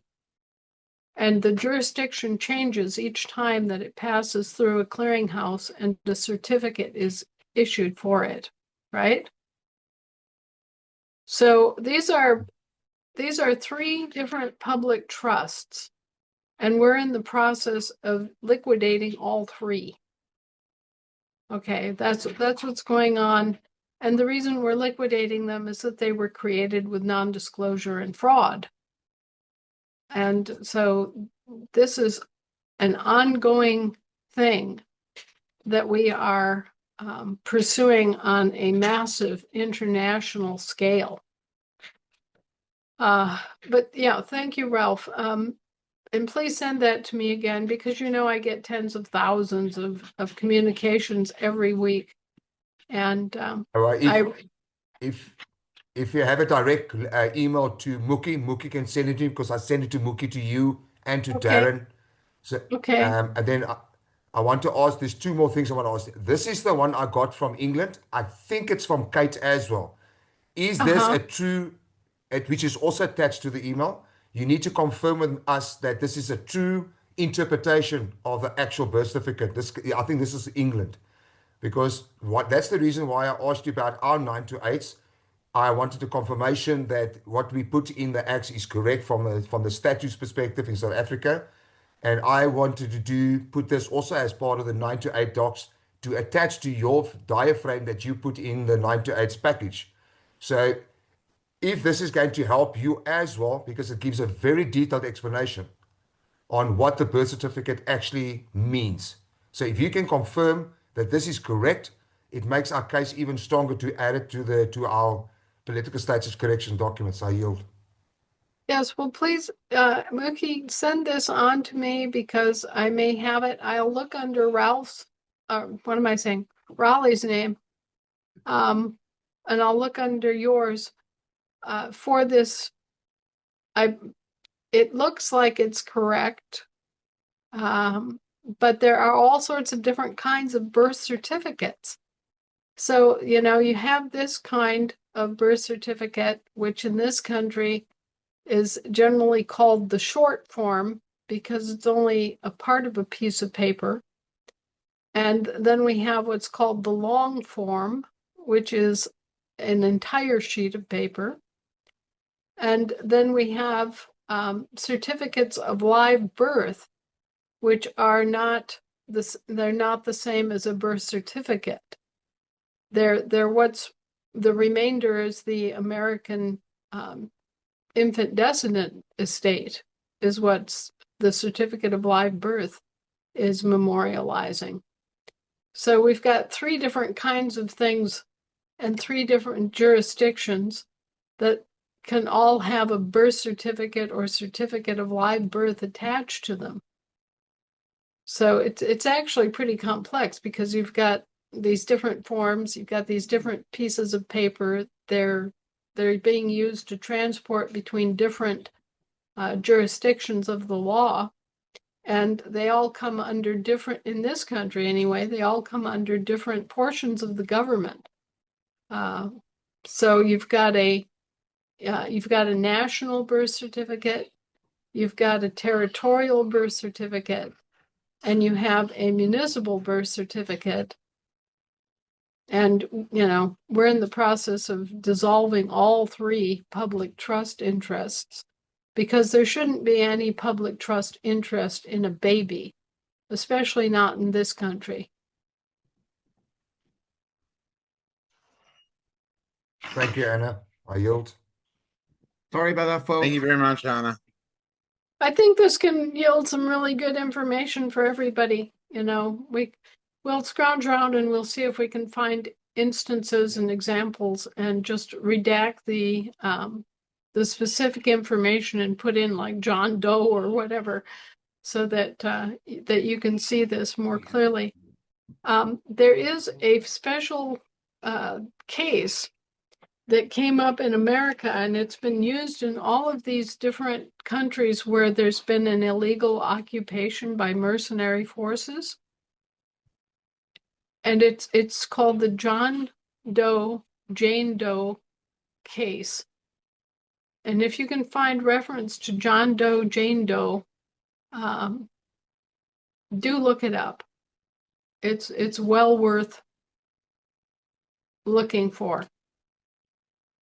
But it's a little different in every country. It might If I even might just be, po- yeah. I need to pose one question that you mentioned about that now. You do know a man by the name of Brandon Williams? He wrote a treatise on person, and he made a comment that, according to him, the birth certificate is not creating an estate. Okay, rephrase depending on grammatical style. That in actual fact is creating a sole proprietor. Now, he's also doing the due diligence research. He's also using cases and stuff like that. And he wrote a treatise on the word person, especially with regards to the 14th Amendment, where that person is actually defined as a Negro. And he also explained the distinction between person and state citizen upper lowercase. So the state citizen upper lowercase is considered a white free man. It's known as a white free man, because I am struggling also with the small letter citizen in our constitution and including our Citizens Act. So all this stuff ties into this whole perception on how to interpret the birth certificate, and then using the statute to say, hang on, that says X, Y, and Z. So that's why I gave the stuff to you, because we want to do a slump dunk and saying, if there is grounds for a conviction on fraud on the birth certificate, everything else must fall. Because whatever you do after the fraud of the birth certificate becomes null and void. because everybody's fighting for their houses and cars. And I'm trying to explain to them that the fraud starts with the identity theft. So Right. somebody stole your identity and committed further fraud. You can't claim that fraud of that property. You got to claim it right in the beginning, and then you must be reimbursed by virtue of your remedy that you institute for damages that has been caused against you and your living status. I yield.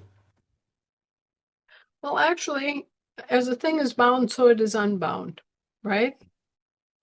So you reel it back. If you could send me Brandon's treatise on this, I'll be happy to look at that and make comment on it. The 14th Amendment citizen was indeed intended to be a Negro who was a freed plantation slave after the Civil War.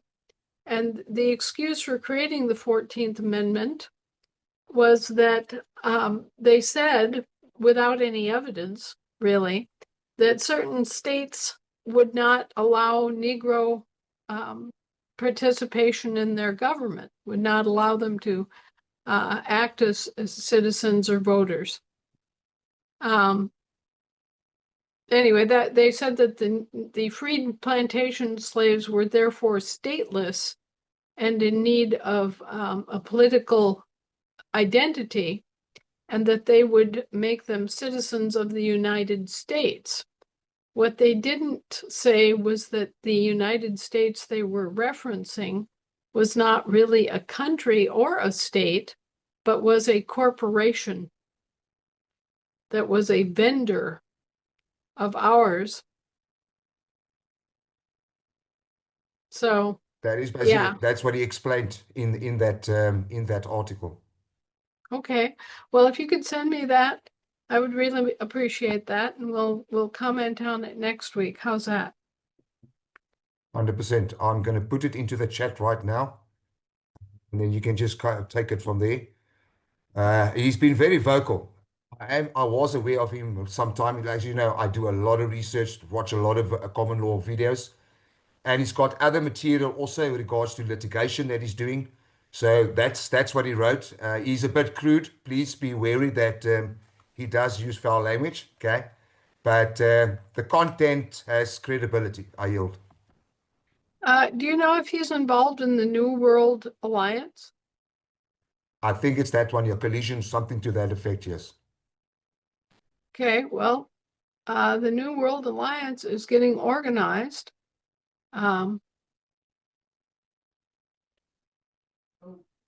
They're getting organized as a big time reply to the New World Order. And they are a nationalist, private property, individual rights organization called the New World Alliance. Yeah, Brandon And Williams there's is with sorry for jumping in. Yeah, Brandon is with the New World Alliance, yes. And this is who's going around to all our original tribesmen around this country, signing them up. And this is, yeah, now I know the question you're asking, because I contacted Anna to see if she had heard of the New World Alliance, because they were saying they'd reached out to her. I yield. Okay, well, I hope. So we're on the right track. Yeah, I think we all are. I think we got by some really important stuff here today. Absolutely. And got started on some more important stuff too after that. So if we can continue on over the next week, I think we'll make some good progress. I'll take a look at all these things that you've mentioned.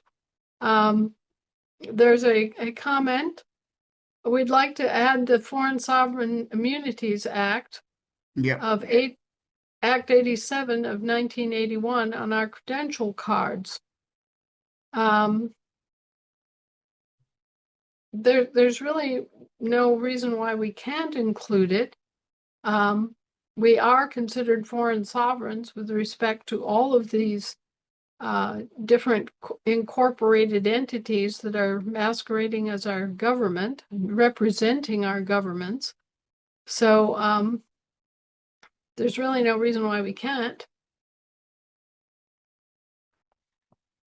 Well, listen, sorry, I had a bit of a blackout there, not physically, but my computer. So I've got the recording. I'll share the recording. And is there any? If there's no really urgent questions, there everyone obviously has some important questions. I'll follow them up with you, and I'll send maybe what we could do, Anna. If there are any urgent questions that we can't miss, I was going to suggest I could send you an email, and we can just we'll entitle it whatever. And when you're ready over the next week, if there are any urgent questions from now that people need answering before next week, that maybe you could find maybe a few moments just to respond to them. Would that be possible?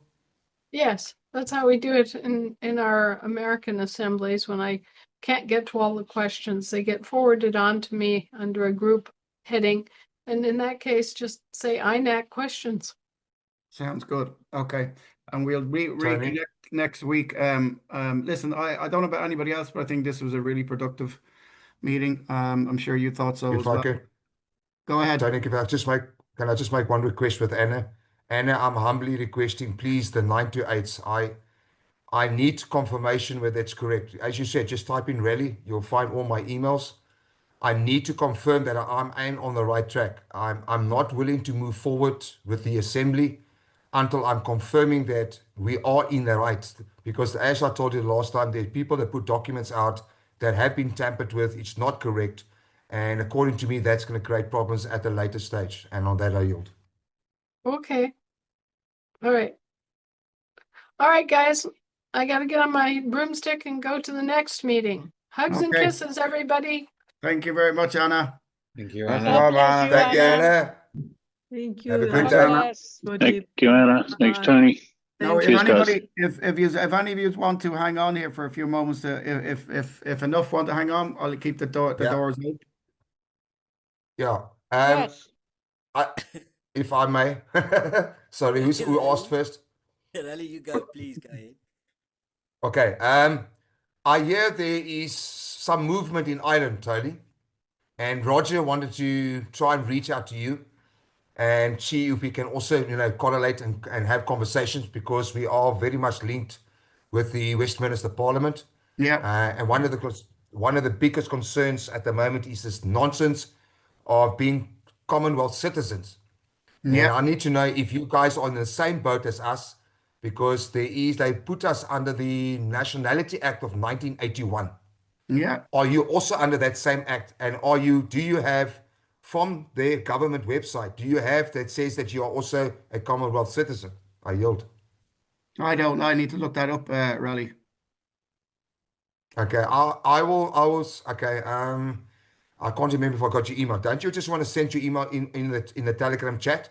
Yeah, I yeah. will send you the act that they referenced, because what they did was 94, 95, that we came back under the Commonwealth, and then they somehow made us Commonwealth citizens at the same time. Without Okay. any referendum, without any informing us. Yeah, we heard we're coming back in the Commonwealth, but they never told us that our status will also be of a British nature. I yield. Okay. And did you say Roger found this out? Now I found it because you I'm found the it. researcher. I have to find the information for the 98 docs. All right. Yeah. And that bothered me. Yeah, because I needed to look for the name of South Africa and also research the Commonwealth, because from whatever period up until 61 we were Commonwealth. From 61, 62 we resigned from the Commonwealth, and when this new dispensation came in 94, 95, they somehow make that Commonwealth members again without any asking us a referendum. So the biggest concern is that I am using everybody's material, but now I've got an added problem. And also, I forgot that, and it goes for everybody worldwide, you also have to fill in the citizenships forms where you are renouncing your RSA incorporated status. And I don't know which one to fill in. I have no idea. Because here's the problem. Anna said we never had an unincorporated land country. It's always been incorporated. Yeah. So if we do the renunciation, does that make us actually status then? Unless we can use the 98 to do the things, do the peace treaty, then call it the Declaration of Independence, and then bring the assembly as the unincorporated. Tony, can I step in there? Yes, David, Yeah. go ahead. Riley, do you have a Department of Foreign Affairs there in your country? Yes. Ring them and ask them what form you have to fill in. They have to answer you. Okay. Thanks for that. No Yeah, problem. I'd like to talk to you separate to this, Raleigh. I'm going to send you a DM because I have a lot of information to share. Too much here, so I do have a lot of information to share. In relation to, I mean, we're going back just in relation to our history. We're going back to 2,000 years in terms of how far back we're going, and obviously we've had a lot of significant history in the meantime. And then that most recently, obviously, the significant 1916 to 1919, where the first sovereign government was alleged to have, it actually sat, but it was actually soon after that where the Brits got their hands through Devil area, the devil, and to the Anglo-Irish Treaty and turned things around against us. So there is a lot of history that we've actually been traipsing back in the timelines. We have I tell you what, there's a huge amount. Let me touch base with you after this because I'm under pressure Okay. time-wise here as well. So Right, cool. I I'll yield. yeah, go ahead. I'll touch base with you, Raleigh and Roger. Anybody else? The floor is Tony? open here. Tony Wimpy here. Can Tony? you hear me now? Yeah. So, just apologies for the earlier breakdown of communication. I really apologize. It's bad internet connection. May I request that next week, you just allow me 5 minutes just to give breakdown in terms of our discussion last week, as well as how the South African and the African All assembly right. structure looks like, if it's okay Yeah. with you. Yeah, of course. You missed the I know you came in at the end. This technology. Is there anything you want to share here now? No, no, I think, everybody's tired. We had a long week, a meeting. So if it's good, we've got the Wednesday IDAC meeting as well. So thank you, Tony. I appreciate it. Really. Thank you so much. I think Dorothea, you did have your hand up there for a while. Thank you. I'm Tony? sorry. I won't keep you long, but we have somebody up here from Lesotho. I don't think he knows how to raise his hand. So Teboho and them are from Lesotho, and they are really struggling to figuring out how to do their 9 to 8 because in their country, they have different jurisdictions and they also have like a different constitution. Is it possible that you can maybe ask Teboho to explain to you what's going on for there with them? Go ahead. I don't know. Teboho, can you talk? Can you unmute yourself, Teboho? And you can ask. Oh, okay. Thank you. Thank you so much, Dorothea. Can you hear me, Tony? Yes, Teboho, go ahead. Oh, thank you so much. Yes, my question was in regard to the 928, which we are unable to fill in because of the nature of our constitution, which clearly states that whenever we want to do any form of a declaration, that could be considered as treasonous, which is punishable by death. So we are really not at that freedom of making any form of declaration in as far as land and soil and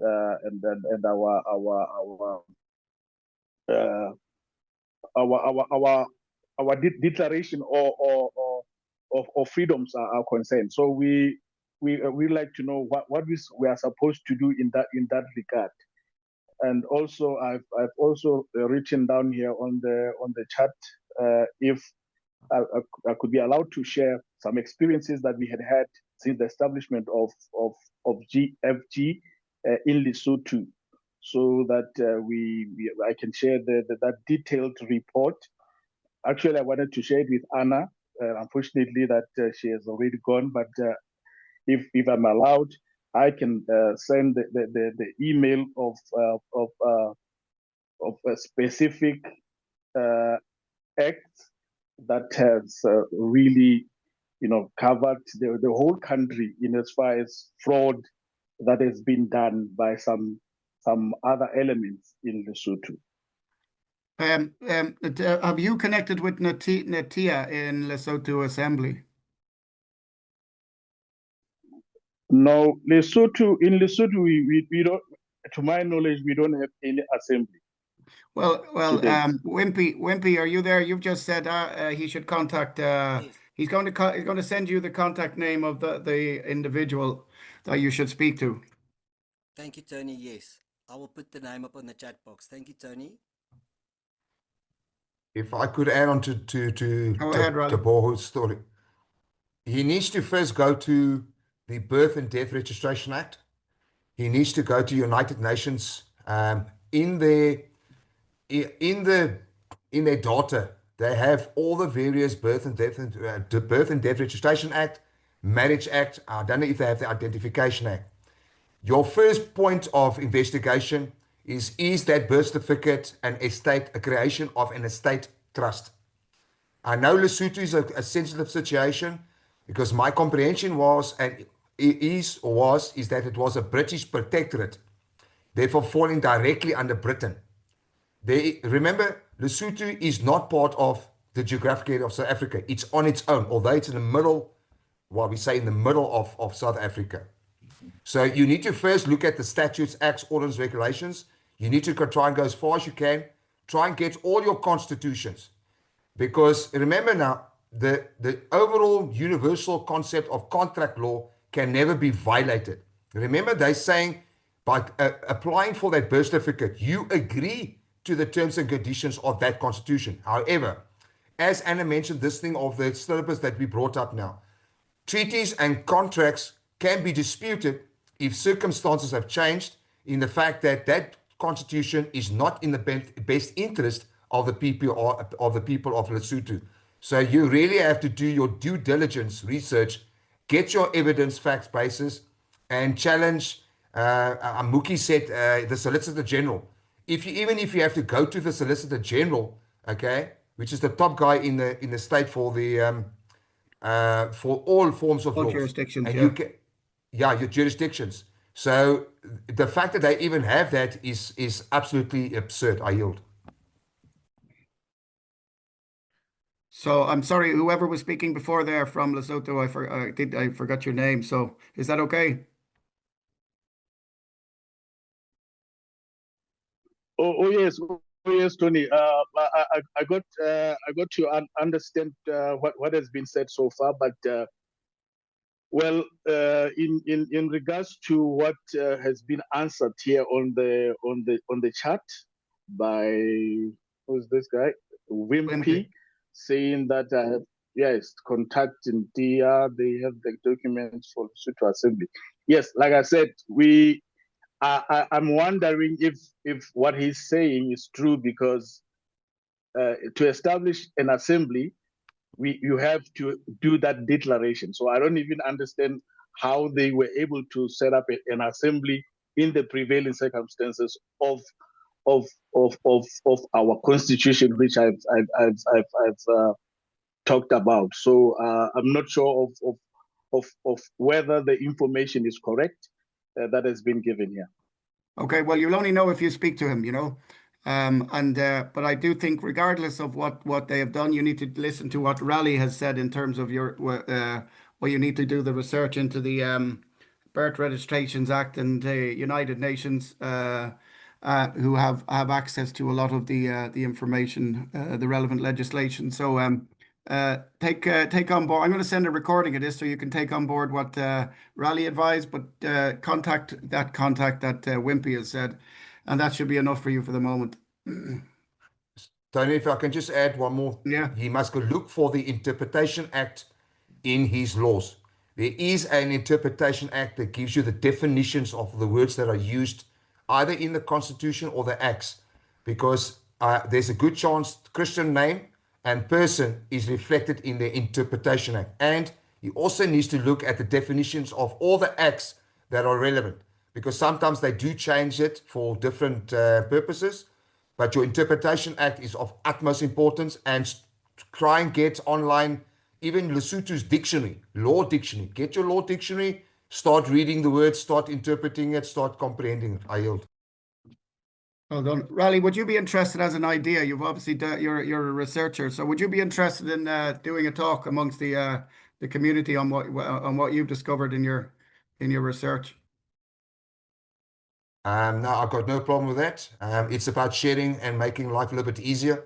As you Yeah. know, we're all doing the day and night research. So if we can assist them to go and look for specific material, it becomes a lot easier and efficient and effective, and I yield.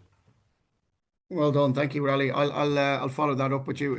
I'm not sure if these were earlier hands up. So there's Dorothea and Peter. Who else? Sorry, I just want to see who I have. So there's Peter, Dorothea, and that's it. Yes. If you don't mind, Peter, Dorothea, you've obviously had a couple of questions or comments. So Peter, do you want to jump in there? Well, apologies, Dorothea. I'm jumping in front of you. I posted a link in the chat there for the Interpretation Act 1889, which is the primary legislation in the UK, which probably flows out to the Commonwealth countries.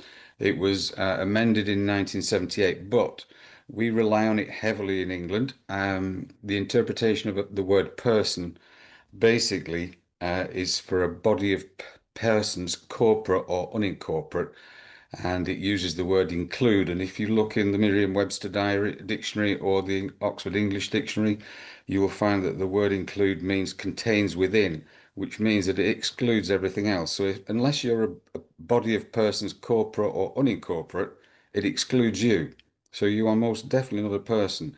Every Act of Parliament has the word person in it. For instance, the council tax legislation, 1992 Local Government Finance Act, has the word person in it something like 180 times. The 1970 Taxes Management Act has the word person in it 640 times.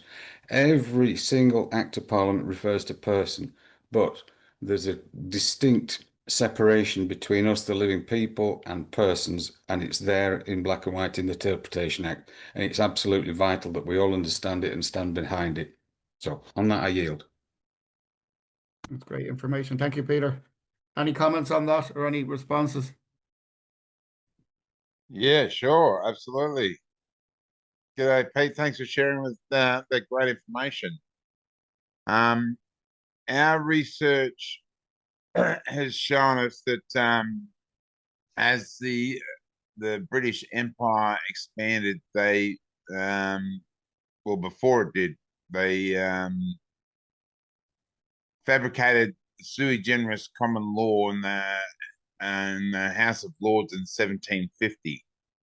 Sui generis common law meaning unique, because they sent their tall ships all around the world to countries that were already occupied. So, and they've come in and used their, especially includes, as you say, Australia includes Norfolk Island, Christmas Island, Cocos Island, Keeling Island. Thus includes no further territory, or actually it actually states it and includes no further territory. So they use this sui generis common law,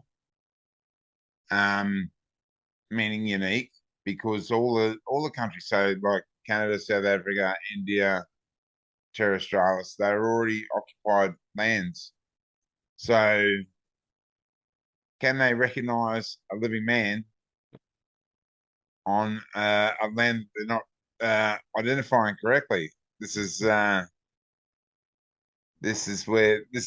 crutch point, and I've not been able to find any definitive explanation as to whether they can or not, and I've always lent on the side of no. Have you got anything you want to add to that? Yes, thanks for that, Mookie. If you look at the 1978 Interpretation Act, it uses the language in there, an act to be used with this act or this act or any act prior dating this act. So it actually captures the history of acts. It's not just going from now, it's going from before. So it would catch the point in time when the tall ships left this place that I live in and toddled off around the world to cause the mayhem that they caused. So I think I've got some verbiage somewhere that I can share with you. I'll find it. I'll chuck it to you on Telegram. I yield. Much appreciated. Thank you very much, mate. Yeah, because just the word act itself because Yeah. we know the Bar Association's a registered theatre and entertainment company, you know, when we follow acts per person. So, yeah, dodgy. I'm looking forward to it, mate. Thank you very much, and I yield. Thanks, Mookie. Dorothea. Hi. So, okay, there's one other thing that we did find out about Lesotho, and that is the fact that it is like the terrain or the geographical area is kind of direct connected to Vatican. It's like Washington, D.C. It's Vatican soil. So that's what makes Lesotho so tricky there. When we spoke to Niti about it, Niti was like, this makes it difficult. And you have to have an option out. You have to get out of there. And like she said to us, even if you're on Lesotho, you don't go and visit them there. It's like going to Washington, D.C. It's a Vatican part of world. It's like that with Lesotho.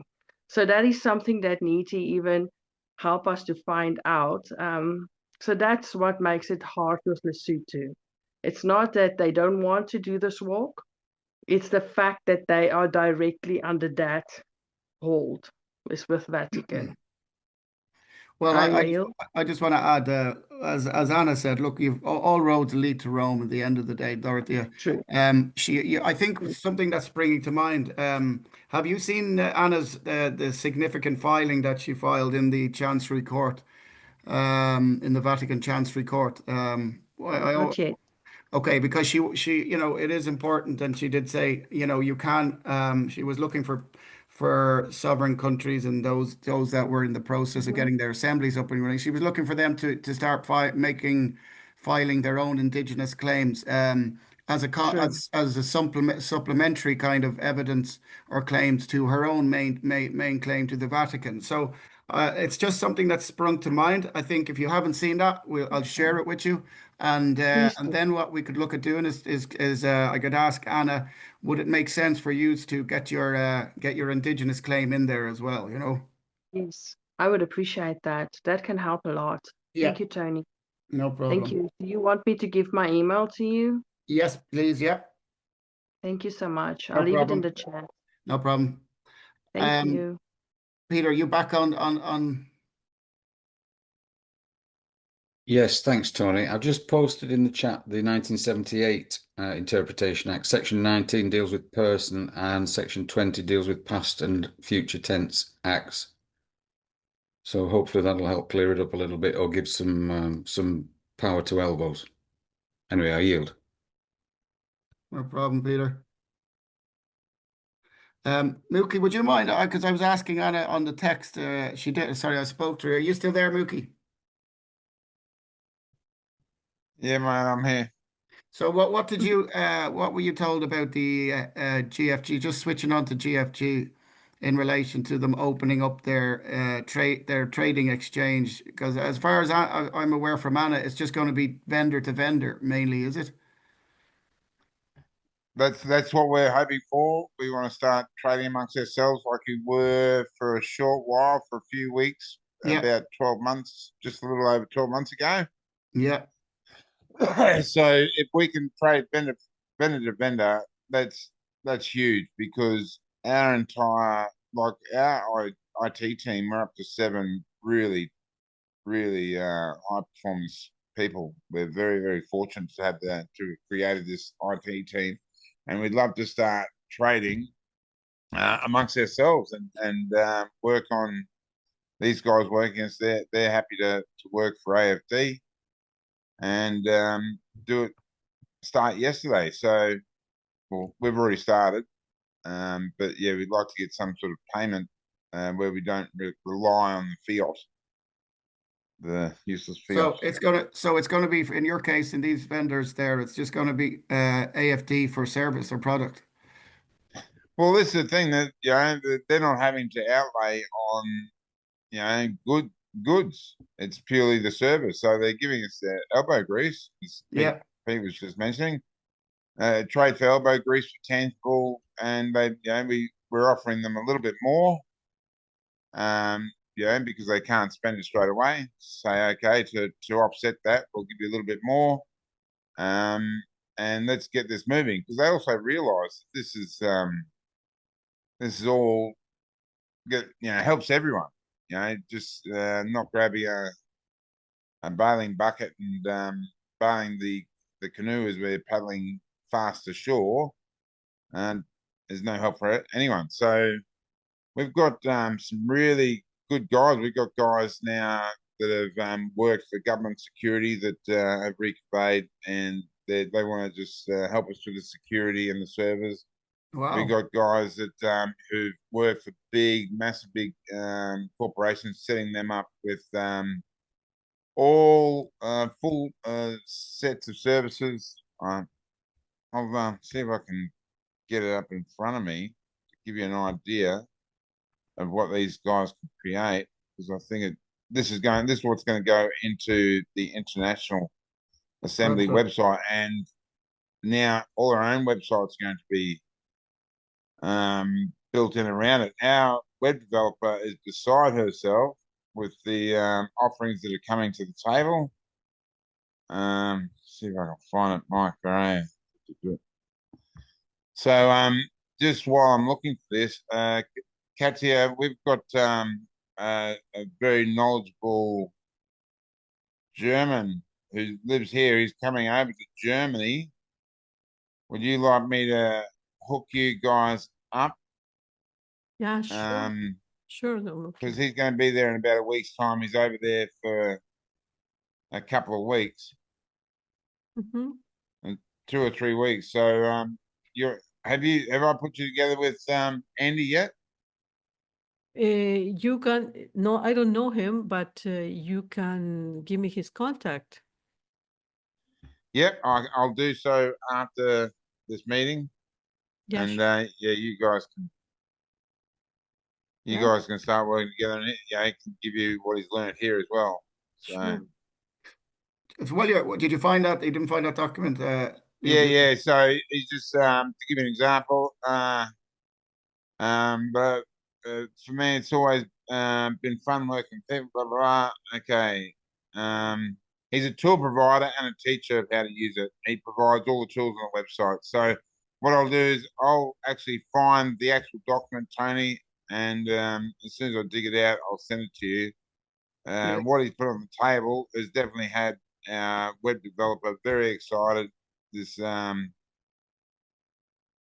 it's going to advance everyone, and I think countries worldwide will be able to utilize this fellow's system or his software. Fantastic.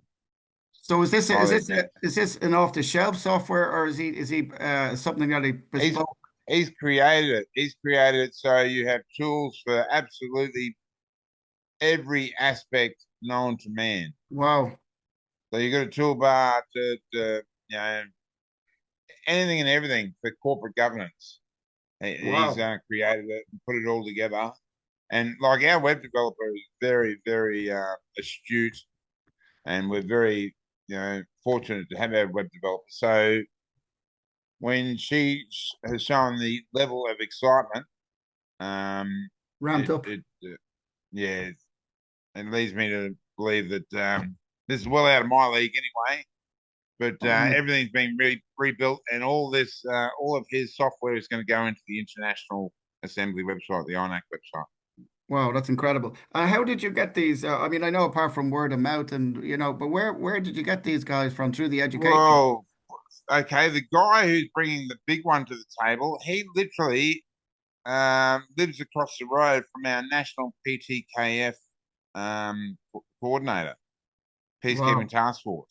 So he's literally neighbours, and he's reconveyed, and he's taken over the assembly coordinator for their local area, so our peacekeeping task force national coordinator can get on with doing what he's doing.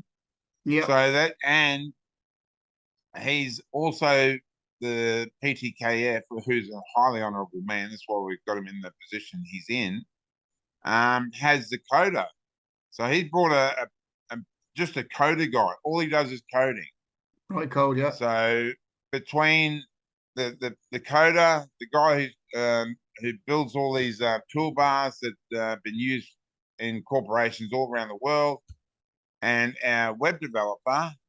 Wow. They are all over it, and all their skills complement each other. Yeah. So Wow. they don't like doing each other's jobs. They like doing what they do, and between the three of them, and we've got a fourth one there in the ready as well, who's a web developer.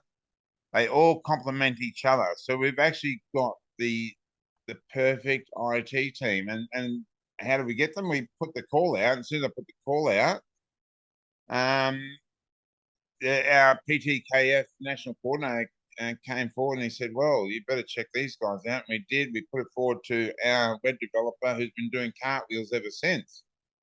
So we're very excited. So you should be. So are these, or did you put the call out on your own, just social channels, or? Correct. Okay. Because we want to work with state nationals. We want to work with people who are either reconveyed or reconveying. Absolutely, yeah. So yeah, rather than source anything outside, and this is all about networking and building relationships and bonds with people, and it's working well. Wow, that's you've fallen on that incredible team. Fair play to you. Is there anybody got to add anything for what Mookie's talking about? Yeah, well, Tony, look, it's been it's pretty awesome over here at the moment. Like it's getting very busy, and it sort of taps into what we're discussing right at the start of this call way back, that we're all on the right vibration and things are just coming into play for that. Yeah, exactly. I was about to say that we must be on a line, and the vibration needs to be high. Fair play to you, Peter. You had something up there regarding the Interpretations Act, did you? Yes, I posted it there, but I'm kind of keen to hear what Dorothea wants to say. So she's got her hand up, Tony. Oh, sorry, I didn't know. Sorry, Dorothea. Your hand must be tired. No, it's fine. I just have one question that I've been struggling with, and I don't know how to approach this because I did send up an email to education. So what happened is we applied for becoming and helping, like with the GFG secretary positions and things with GFG, by assisting to help with the accounts and stuff like that. We got in that way. So here is the thing.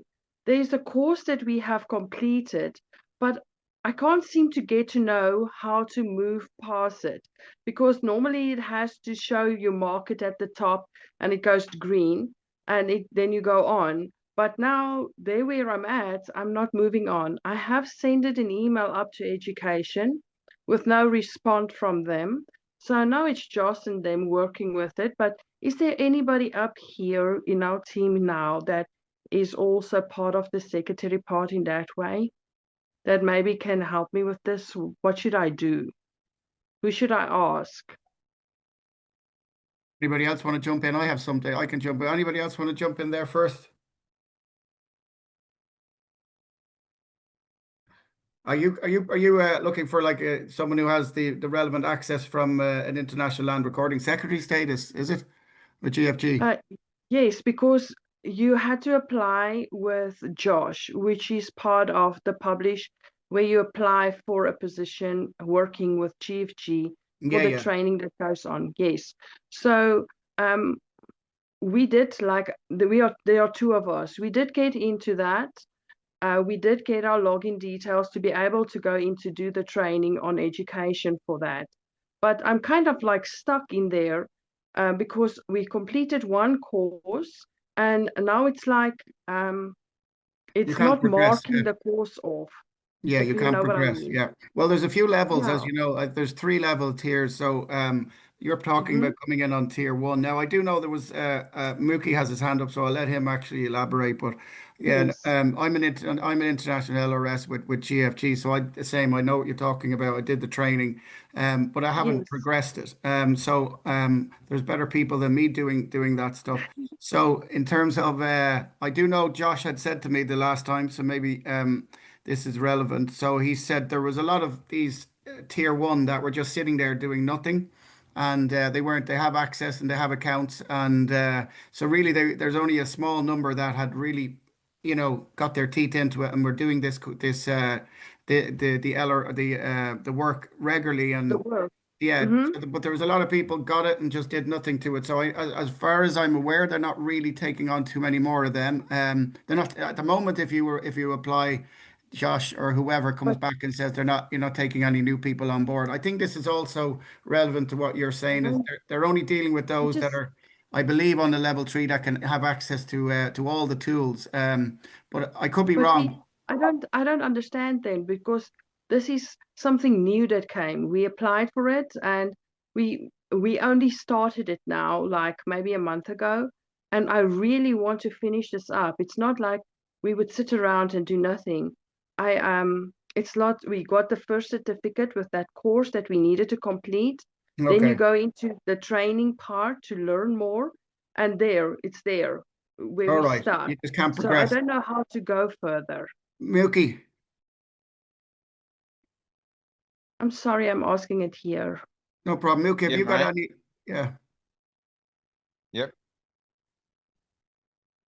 Yeah. Did you have You want me to ask my question or No, go no, no. into I thought you were going to respond to Dorothea. Sorry. no, well, we've got um, Carol, who's in charge of all that, so I can put Dorothy together with Carol, and I'm pretty Yeah. sure Carol can point her in the right direction. Okay. Thank you so much, Mickey. I'll do that. No worries, mate. I did find that email, and I'd really like to read it out to everyone because I think this software can help everyone around the world. So if you give me a moment, I'll just get it back up. Here we go. So here's the email, him reaching out. So, okay. So, okay. I've lived my first 29 years in the USA and have been on terrorist routes for 30 years now. After 6 years in the US Army, I had an IT career, mostly in Brisbane, in programming, database administration, business systems analysis, and solutions architecture. In 2004, I started a software company called Rose Information Services, and we developed a series of 17 cloud-based business applications that I called Rose Software. We had about 40 paying customers at its peak, ranging from the very small to the very large, such as Ergon Energy, Origin Energy, and a few Queensland government departments.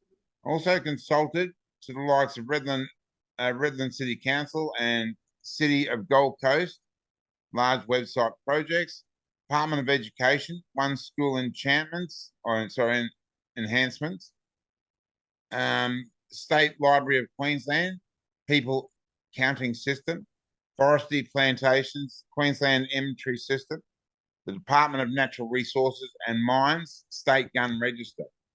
The applications we develop and I maintain full intellectual property rights to include customer relations, full multi-currency accounting, web shopfront, help desk, content management, inventory management, asset management, scheduling, manufacturing, photo galleries, human resources, basic payroll, marketing, real estate, data modeling, forecasting. These applications could provide benefit to TASA in many information management areas. Assets can be used to list and profile public assets targeted by one of our teams. I believe it's still, I believe I still have a database of 625,000 assets owned by the City of Gold Coast, from every park bench to street sweeper. While dated, it could be a benefit of figuring out what track to target. The real estate app is designed for selling and rentals, but could be useful for Darren's team for storing and tracking property-related information. Human resources could be used to collect qualifications. For example, a PTKF national coordinator is looking into cataloging those who have JP qualifications, first aid, specialised skills and experience, etc.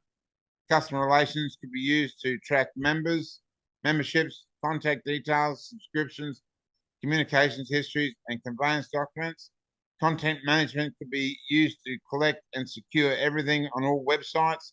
Scheduling could be used to calendar assembly meetings, online meetings, TASA events, votes, etc.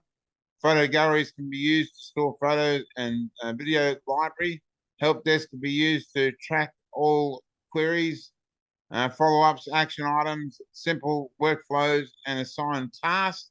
Accounting, shopfront, and payroll could combine to perform trading platform, inter or intra-assembly accounts that could support all currencies, AFD, TNC, AUS, USD, BTC, etc., and much, much, much more.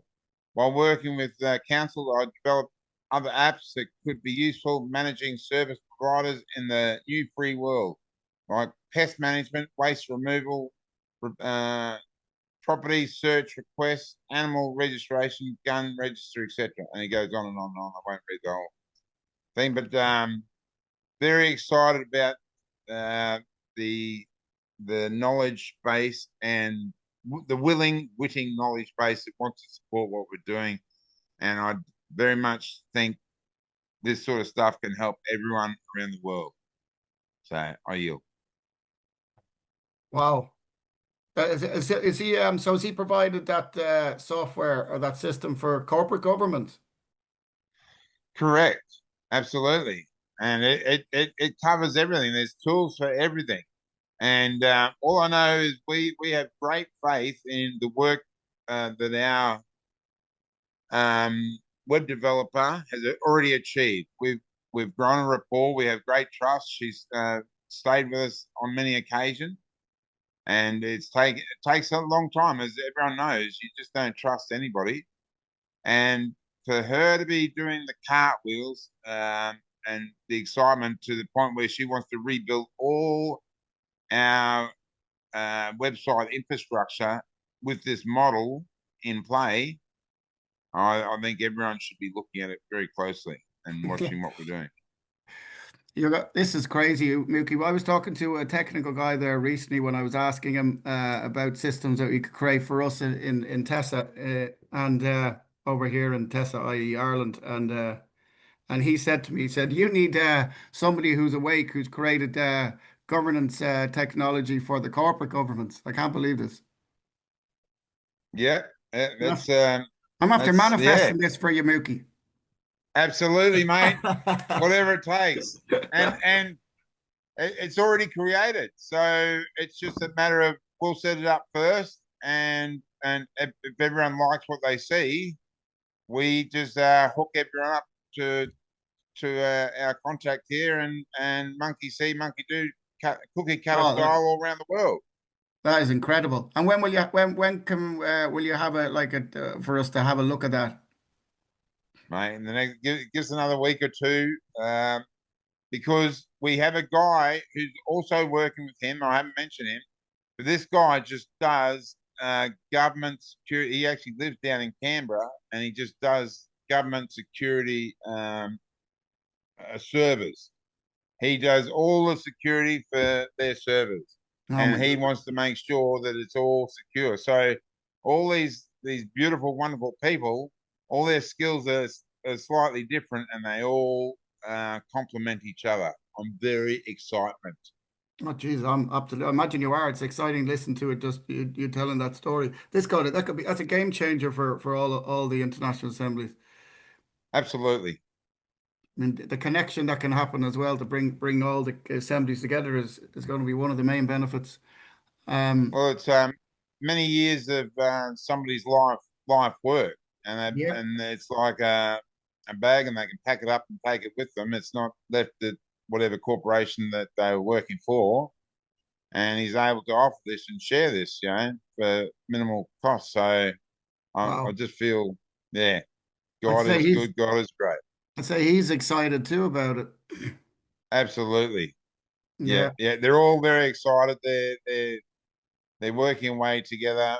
We're looking at we've already bought the domain names and all that sort of stuff. It's just a matter of how they're going to organise it. So we're having a meeting early next week because they're backwards and forwards amongst themselves, and we're going to have a group meeting probably Monday, Tuesday next week, and we'll know more then.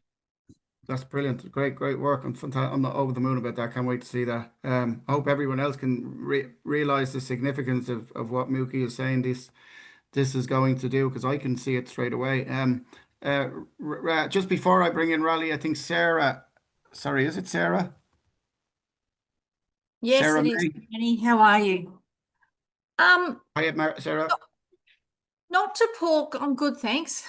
Not to pour cold water on all of this, and I'm just so everyone knows, I'm from Terra Australis as well.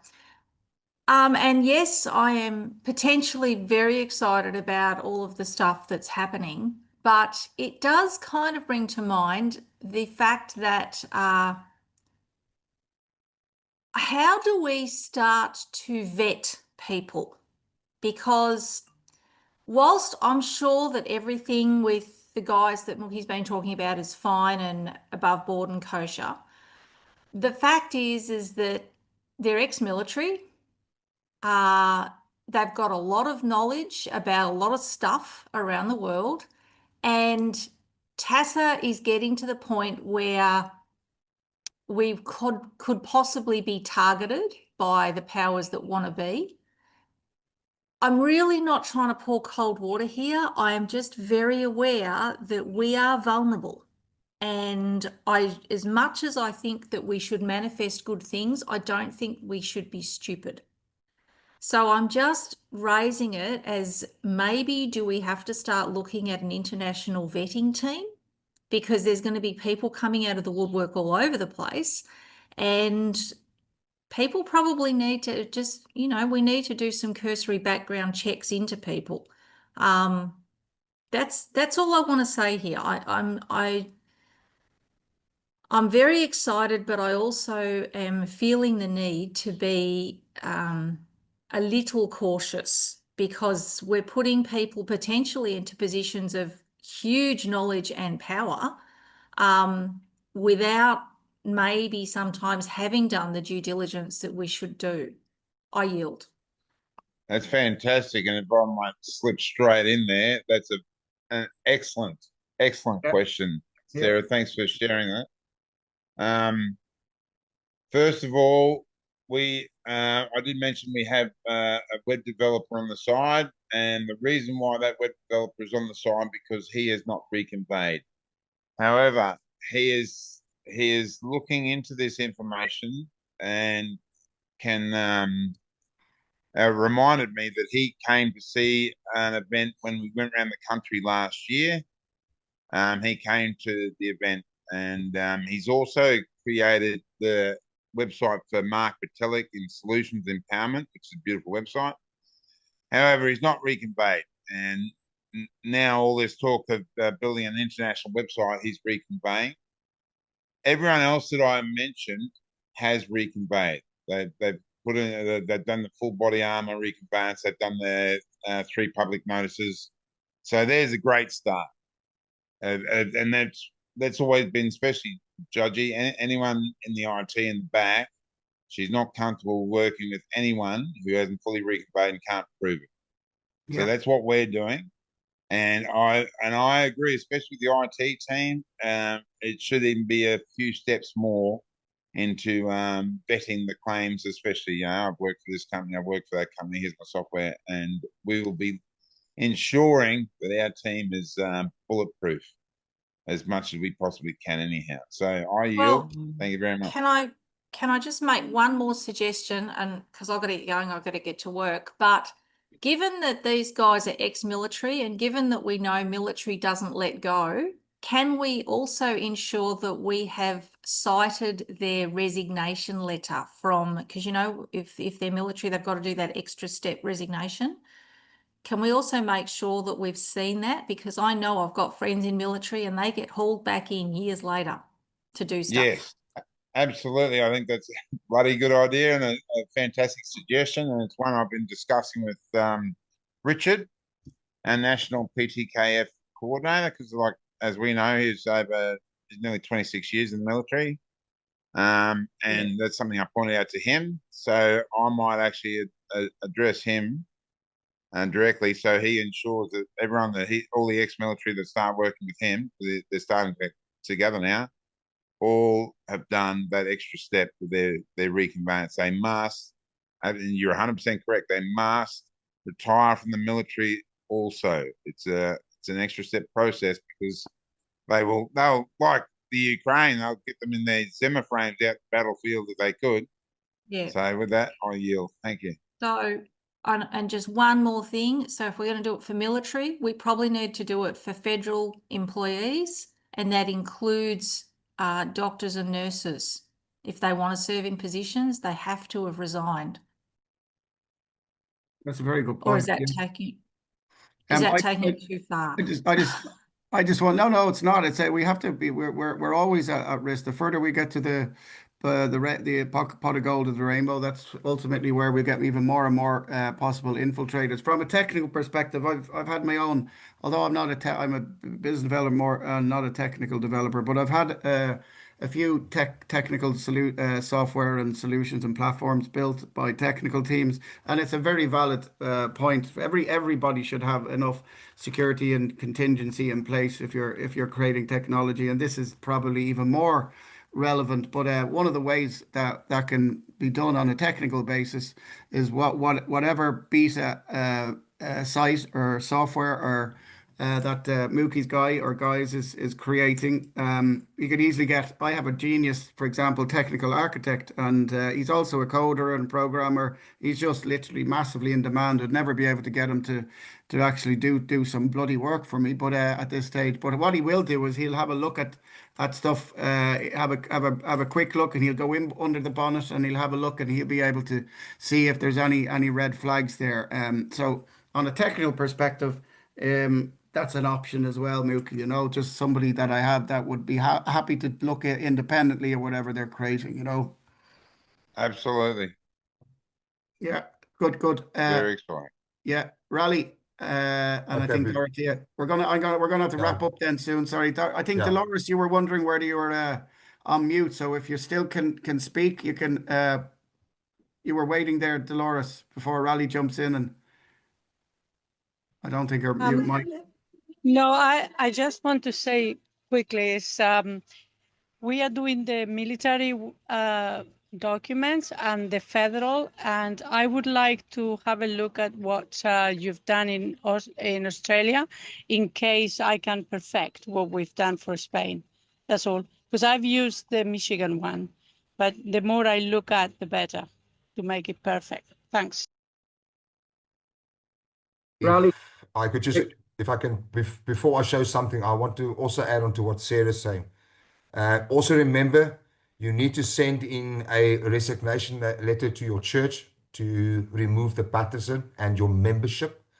Then the other thing is, you must cancel your TV license, because your TV license is also attached to your birth certificate. And trust me, you're going to get a lot of crap for that one. And I want to show something. Anna, in her Disclosure 101, she said that the evidence of the claimed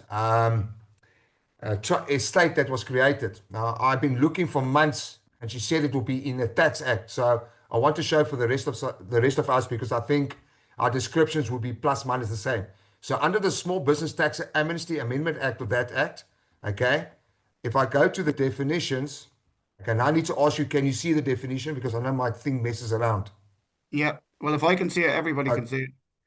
Right. Person includes an insolvent estate, the estate of a deceased person, and any trust. There it is. Yeah.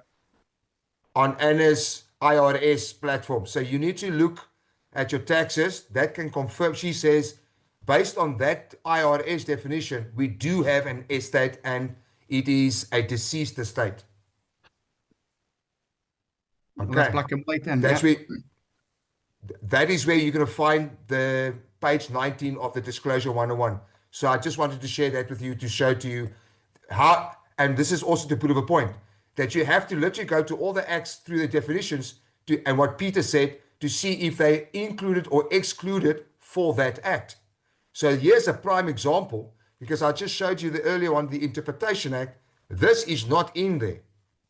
So when you deal with a particular subject, you need to use and look at the act. If the definition of the word person is in there, then you have to use the Interpretation Act. Otherwise, if that is in there, that's what the one you must use. I yield.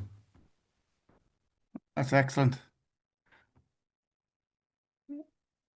Okay, anybody? I think Lesotho, Lesotho, geez, sorry, Dorothea, we have to wrap up now. Is there anybody else? Tony, Yes, Stephen. you give me a ring after this, will you, mate? No problem. I'll tell you, still awake. Good man. No, my name's Stephen, not John Walden. All right, go ahead, Dorothea. Okay, I just have one more thing that I would love to just share, if it's okay. So regarding safety for all of us, it's something we need to keep in mind, because like we talked now in the beginning, things that we say or put out there, it can make things difficult. Okay, so here in our country, people have put a lot of threats and notices out. And I'm going to say it, I was one of the people that got threatened. I got physical calls, which I have numbers of. I was contacted by Interpol. I'm saying it so that you have it on record. I was in a car accident that was not an accident. Somebody drove into me purposely and left the crime scene, the accident scene, because of these notices put it out by people here in Southern Africa, threatening people's lives.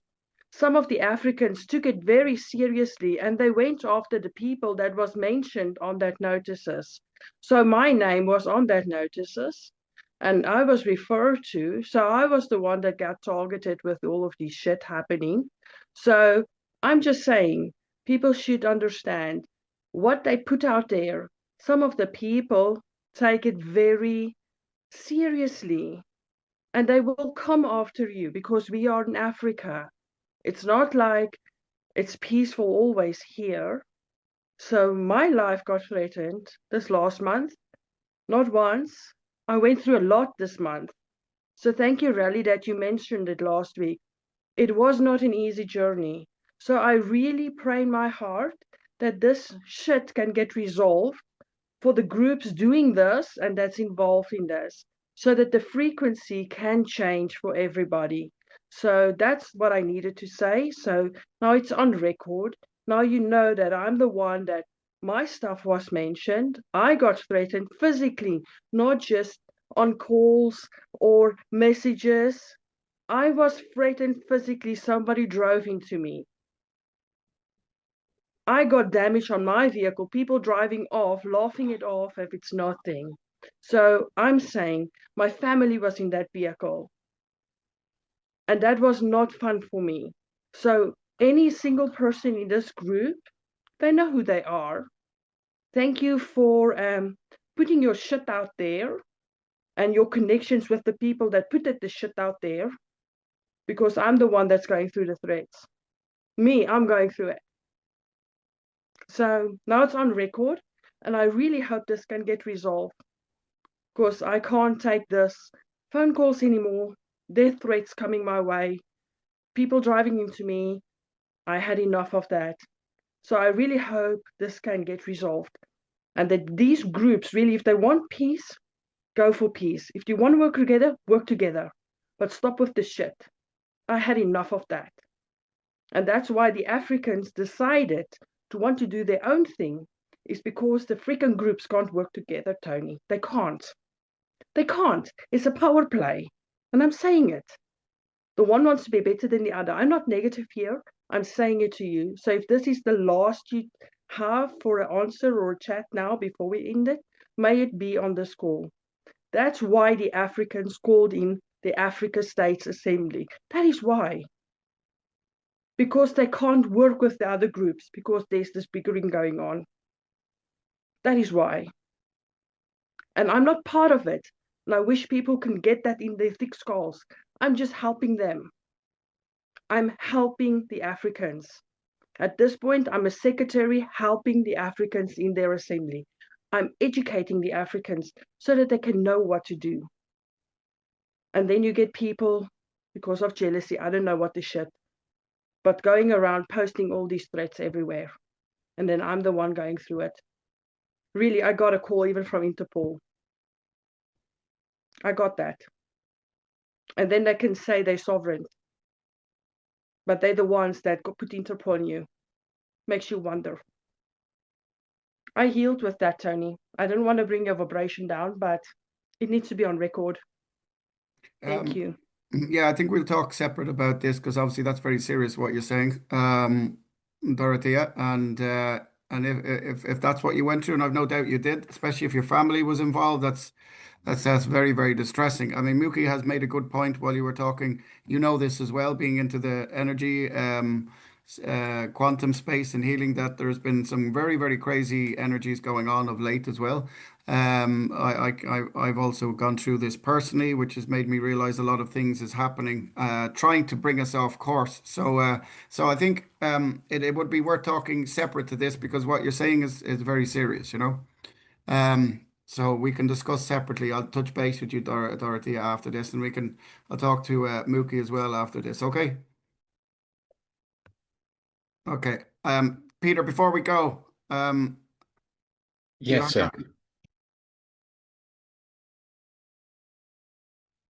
You're on mute, Peter, or is that me? No, he's on mute. It's my age. Yeah, I'm just posting the UK military resignation letter on the group here for Dolores if she'd like to grab it there, or I can send it to her as a Word file if that would help as well. Just for That another would be layer on wonderful, the onion. Peter. Say again, That would be Dolores. wonderful. I Okay, said cool. that will be wonderful. Okay. You are my secretary. You're so good. Oh, Peter, there you It's go. good to have people efficient in the group. Yeah. Only on days with Um, wise in them. Sorry, can I just confirm, Peter, you said you put it on the Telegram group or you put it in the chat? I'm putting it in the chat just now. I haven't posted it. I'm just putting it in now. Just as a screen grabber because I can't add a document for some reason. So it's just a screen grab. I yield. Thank you. Okay, I'm using the notes. So this is fully transcribed. This is going to download for me fully transcribed. So I'll send the full transcription as well as the video. Okay.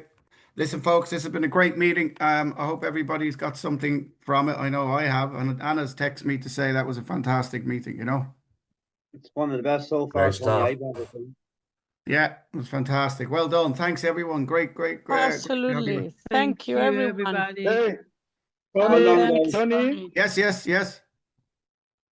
please check your mail. I've just sent you the mail. Please go through it carefully and go through the report. This No is very serious about Lesotho. Please. Okay, no problem. Thank you, everyone. Thank you. God bless. Have a lekker evening, morning. Cheers, guys. Yeah. Take care. Bye. God bless everyone. Bye. Bye. Bye. Bye. Bye.